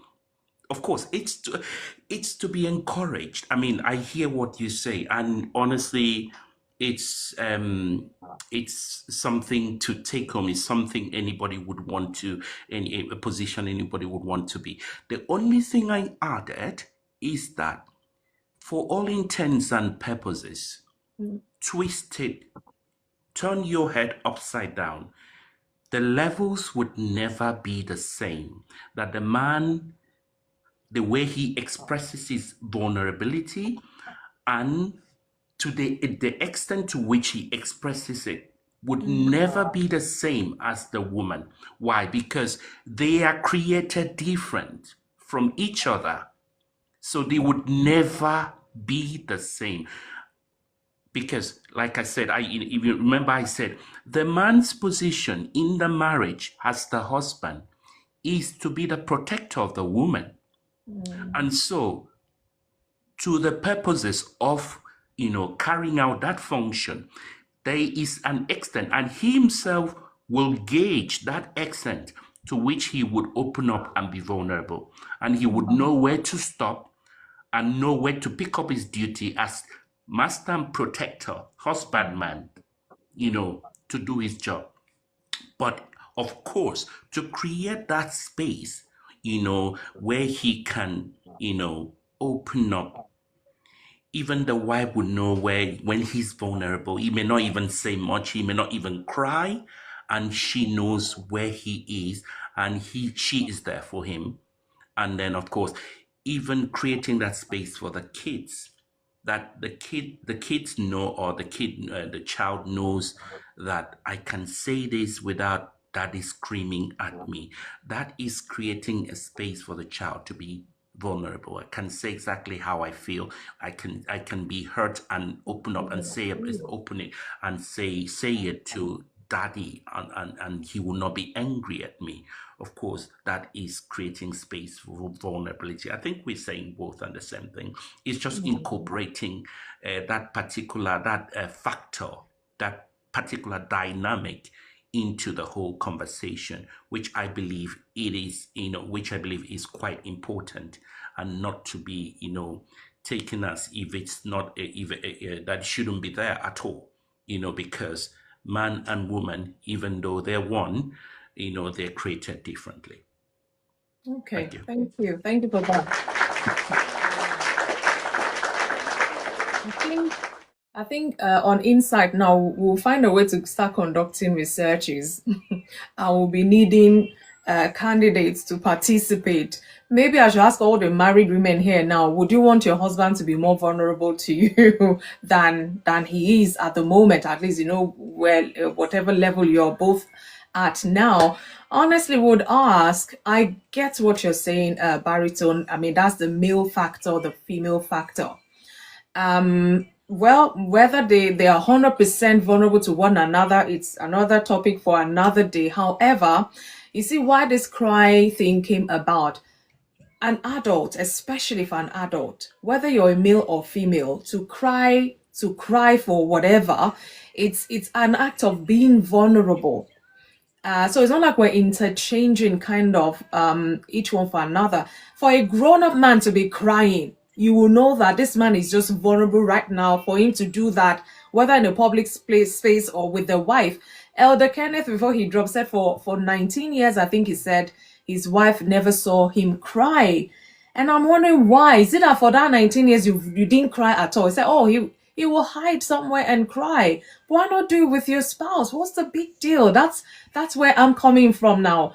You have to cry. So if your wife sees you as crying, what would that put in her mind? Or how would she see you, as weak, or as what exactly? Or this is how men cry. They have to hide away. They can't cry with their wife or in the presence of their wives. And wives can cry. I know women can cry over everything. I'm not expecting a man to cry over everything. But I mean, there's some situations that this person is holding the tears back for whatever reason. And say, for example, you Sorry, lose a parent. Yeah, go on. go on. Host, I want to say something because I get what Barton is saying. I do But as well, but what I'm saying is that for men, being emotional is like being naked. It's for like a man, definitely. Women don't have issues with that. Example. Yeah. I'll give you an example. There's someone I'm very, very And close which to, I see you. and somebody is a friend of mine introduced him to me, and then we end up becoming much closer. That's another story. We've been friends, so this is 2026. We've been friends since 2014, so that's 12 years. This is the first time. This year. We've been friends for 12 years, so we're really close, like really, especially in COVID, where we became much, much closer. This year is the first time. Grown man, no, is the first time I've actually seen him break down in front of me. It's the first time. I know my wife and her friends. So the They tendency is literally actually there. is the first time. This is a grown. It's probably like a grandfather age. I don't want to, but it's the first time in that, and we are very close. We are close. We talk, especially when it comes to finances. He really helps me a lot in terms of how my company runs financially. All the things that we do is part of the people that works in my team. Is this year? In fact, it just maybe 2-3 weeks ago. We had a dinner, went out. We just went to his place. We were hanging out. The next thing, he opens up and he starts to, and he just breaks down in front of me. And when he finished and everything, I hugged him, we prayed and everything. He actually said that he felt so much better. That he did not know he could feel that way. And he said the only reason was that he felt that because he knew I'm very close. I talk about my marriage a lot with him. He said that he felt he could do that in front of me and it wouldn't be a problem. And he was so glad. And this is what I'm talking about. This is what I'm talking about. And I know this. I see it a lot. I have friends that they just will never, they will just not. They just, when I'm like, look at that, you're punishing yourself. You're just carrying this thing for nothing. This hero complex, I'm sorry, this protector nonsense, please, I don't buy it. I don't buy it. It's not good enough. Jesus wept. Well, are we better than Jesus? And he wept publicly. He did that publicly. Are we more man than Jesus? The Bible says Jesus wept. He did it. He didn't hide it. He didn't go publicly. He didn't go to one room. He did it in the public. He wept publicly. So are we more male than Jesus? I mean, come on. I'm sorry, but I'm not buying this. I'm not buying it. If a man cannot be vulnerable, I'm not just talking about tears. If a man cannot be vulnerable in his marriage for more than 10 years, I don't know what you're doing. I'm sorry. I'm not buying it. I'm not buying it. And the older you get, it doesn't get easier. It doesn't. I'm sorry. I've seen it too much with men to see that it's not anecdotal. It's reality. Too many men carry this thing. I've been on a live where the guy who was doing it, and funny enough, this was a couple of years back. The guy who was doing it, this man was over 60. He started crying, and he said it's the first time he's cried in 25 years. Oh my goodness. And when he finished, he was actually saying that he wished he had done this earlier. But because the person that was hosting us and created this forum, he had created the forum to do it, the man could, and there was another Asian guy following up. He said the same thing. Although he didn't cry, but he said that it made him feel better so we can release this thing from our bodies. So I'm sorry, I've been in too many such situations where I can see this happening. And I know a lot of men are carrying this for too long. I don't buy it. Sorry. So that's my point on that. I won't say anymore. Thank you. Thank you, Leslie, for adding that. Wow. Different people with different ideas, experiences. But like I say, we're all human. We're human. I get the fact that maybe men has been created certain way, women certain ways. But there's certain things that I still personally believe strongly is culture that has taught these things along the way. It's culture. If a man cries, it's not going to melt and just melt away and that it will evaporate. And yet does not mean he does not need to cry, but because he's been taught not to cry. And we're using this as major example because it's a major problem as well. There's so many other aspects. I don't know, one of us shared this man lost his job, did not tell the wife. In the morning, he will get up, have his bath, dress up, and pretend to be going to work. He doesn't want to be vulnerable with the wife. Is that healthy, though? Is that healthy? And imagine, I don't know how long this person did that for, just because you cannot face to tell your wife, I've lost my job. And then you kept on pretending and lying and just going out, What if something happens or what? Or she decides to go, my husband is at work today, let me take this lunch. And you get there, they say, he stopped working here 3 months ago. There will be problem just because he can't be that vulnerable with the wife. So all we're saying here is that fine, maybe men, they have some sort of ego, man thing to protect. I get it. But we're not talking about just anybody. We're talking about this person you're going to spend the rest of your life with. I mean, who better to cry in their presence? I get it. Sometimes maybe your wife might not be mature enough to handle it or whatever. You're going to be married for life. With time, they will get used to your vulnerability as you're going to have to get used to them as well. And it's not just cry alone. It could be something burdening you. And all you have to do, you need that space to share with your spouse. But you're not sharing with your spouse, you're not even sharing with your friends, you're bottling it. After you say your chest is hurting, you wake up, high blood pressure, this and that. These are where these things come out negatively. And this is my view. I might be wrong. This is my view. I remembered it was even a woman, I think I shared here in my talk. This woman is a client who said, I don't know why I'm crying in this space with you. My client said she's never in the last 15 years cried in the presence of the husband. This is even a woman. She's got X chromosome, she's got whatever. And I'm not saying every woman is like that. I said, but why do you feel? She said she couldn't hold it anymore because she's a strong person. Everybody comes to her. She's strong, strong, strong. And now the strong woman has broken down, and there's no space for her in her world to actually break down and cry. Only in fact, an hour session for almost 40 minutes, I had to give her the space. And over time, we had to talk, look, your best person, because even if you talk to your friend, you cry to them, they will go home. It's still your spouse that will be there. So why not take advantage? What if they can't handle it? We'll start baby steps. So what are we saying here? We have to learn, because the moment you say, I do, you're supposed to share everything. I know it's hard. Issues of life, challenges of life. I know this. It might not start from year 1, year 2, year 3, but as you're going on in the years, you're learning. Some things you just have to do. In the process, you might get hurt. Yeah, I get it. And that's why communication is important. We'll keep talking, because you're not going to go to another marriage institution and be trying out stuff. You have to do it in your marriage. How difficult, how sacrificial, how misunderstanding, how loving, whatever it is, it's in there. We're supposed to bring the good, the bad, and the ugly. Even if men are wired certain ways, when you're with your spouse, you should be naked and not be ashamed in all ramification. That is my personal belief. Fine, you go to a counselor, you pour out, you talk, whatever it is you need to do, you still have to come back home to your spouse to do whatever. If it's practice, you have to. If it's the talk, you still have to. Do they want to hear it? That's another topic for another day. But what are we saying here? Vulnerability in marriage, it would bond the husband and wife. And it depends to the level, the extent that they decide to be vulnerable with one another. It will bring about that depth in their union. And that's just how it is, I feel anyways. But like I said, every marriage is different. But you find out that whatever it is you've managed, that's why I said at the beginning, it's just going to be like, what is it?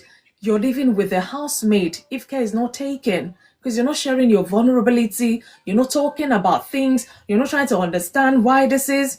Or somebody's being dismissive, they're judgmental, and this person shut up. There's a whole lot of problems that comes with that. And we need to be mindful. We need to be mindful. You've said, yes, I do, till death will do you part, till Christ will come, whichever one. There's so many things husband and wife need to be sharing. They're not sharing, and it's creating even more problems. It's creating more problems. And if only we can see, that's why I say, if you've learned this thing, if you're conscious of it now, you can always unlearn it. Always unlearn it.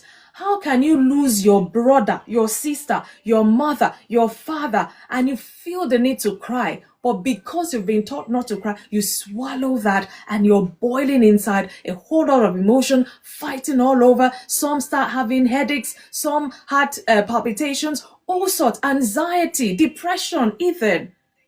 Go to psychiatric wards and see whether men are not there. But, I want to believe we've tackled this to the best of our ability today. Everybody will pick what works for them. As long as, with your spouse, you're sharing this.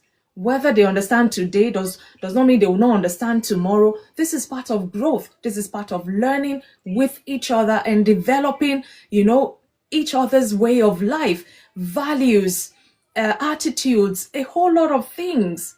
But if we keep hiding it, I don't want to be vulnerable with my wife, I don't want to be vulnerable, and yet maybe they're being vulnerable with you, it's one-sided. Of course, it's going to bring issues as well. Or imagine Elder Kenneth said for 19 years he didn't cry, but imagine he went to the toilet and he was crying, and maybe for whatever reason the wife did not know, he opens the door and see the man crying. That can even shock her to the, because she's never seen that before. Oh, so this man cries.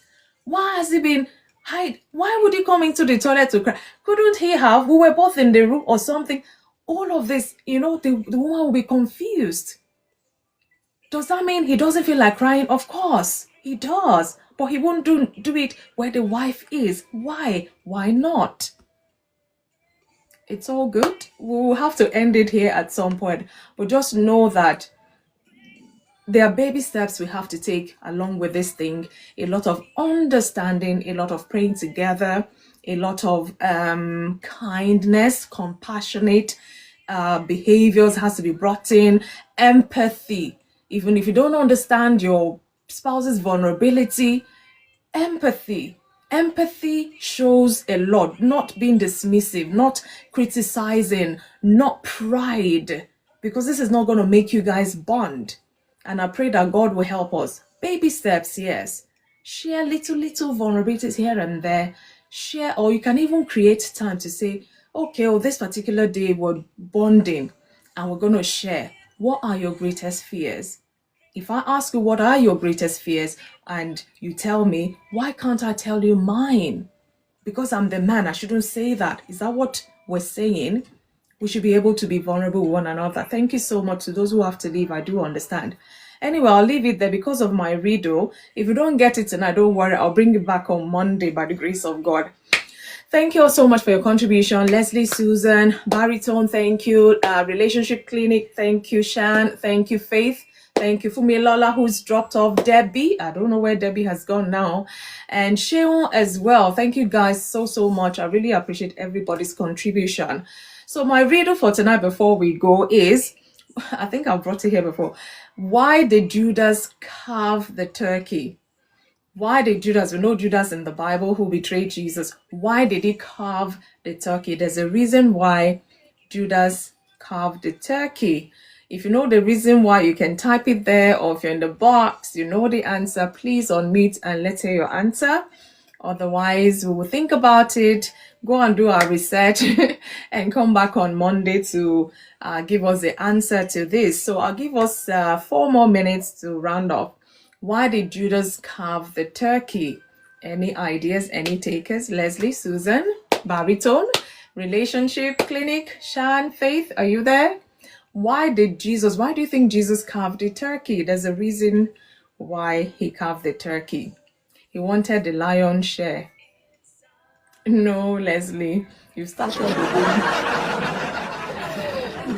with this, your answers. But yeah, you tried. No. Why did Judas carve the turkey?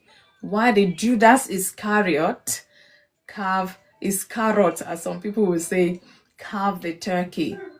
Why did Judas carve the turkey? Can I type it? You can help me type it. Why did Judas carve the turkey? Okay, let me see if I can type it in. Oh, Leslie is in that box. It's blocking. Okay, I think it's come up. So, puzzle. I was just being lazy today. Don't mind me.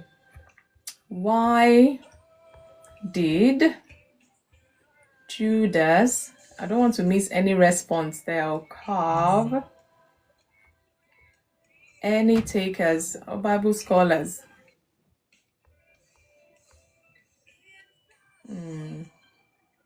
Why did Judas, okay, let's see, carve the turkey?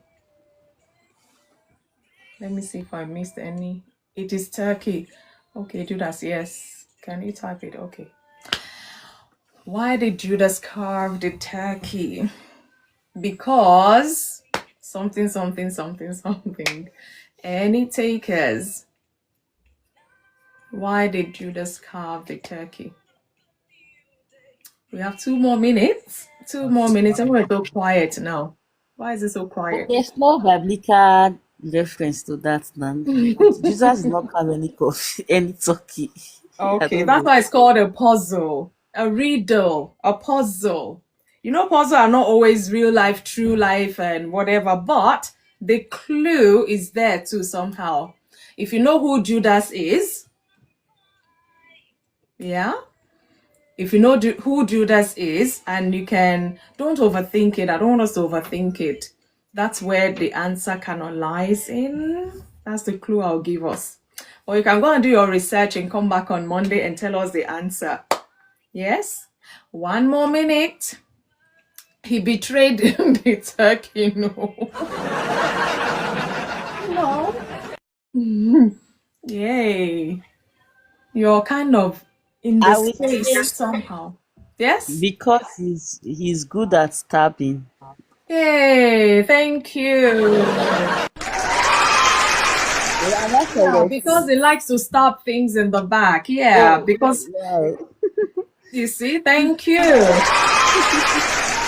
I gave you That's the what clues. I I said, mean. You're don't getting the overthink truth. it. Let's find your gift for you. And 2, 1, 2. So we don't have to bring you back on Monday.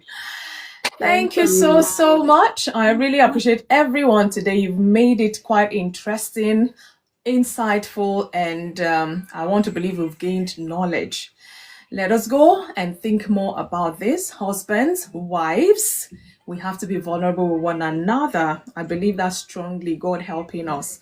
Well, we'll be back again on Monday where we'll talk about individual talks. I pray the Lord to keep us until then. Guys, have a nice weekend and see you Monday by the grace of God. Have a wonderful, wonderful night rest. Good night, everybody. Good night. Inside. Nice. Good night. Thank you.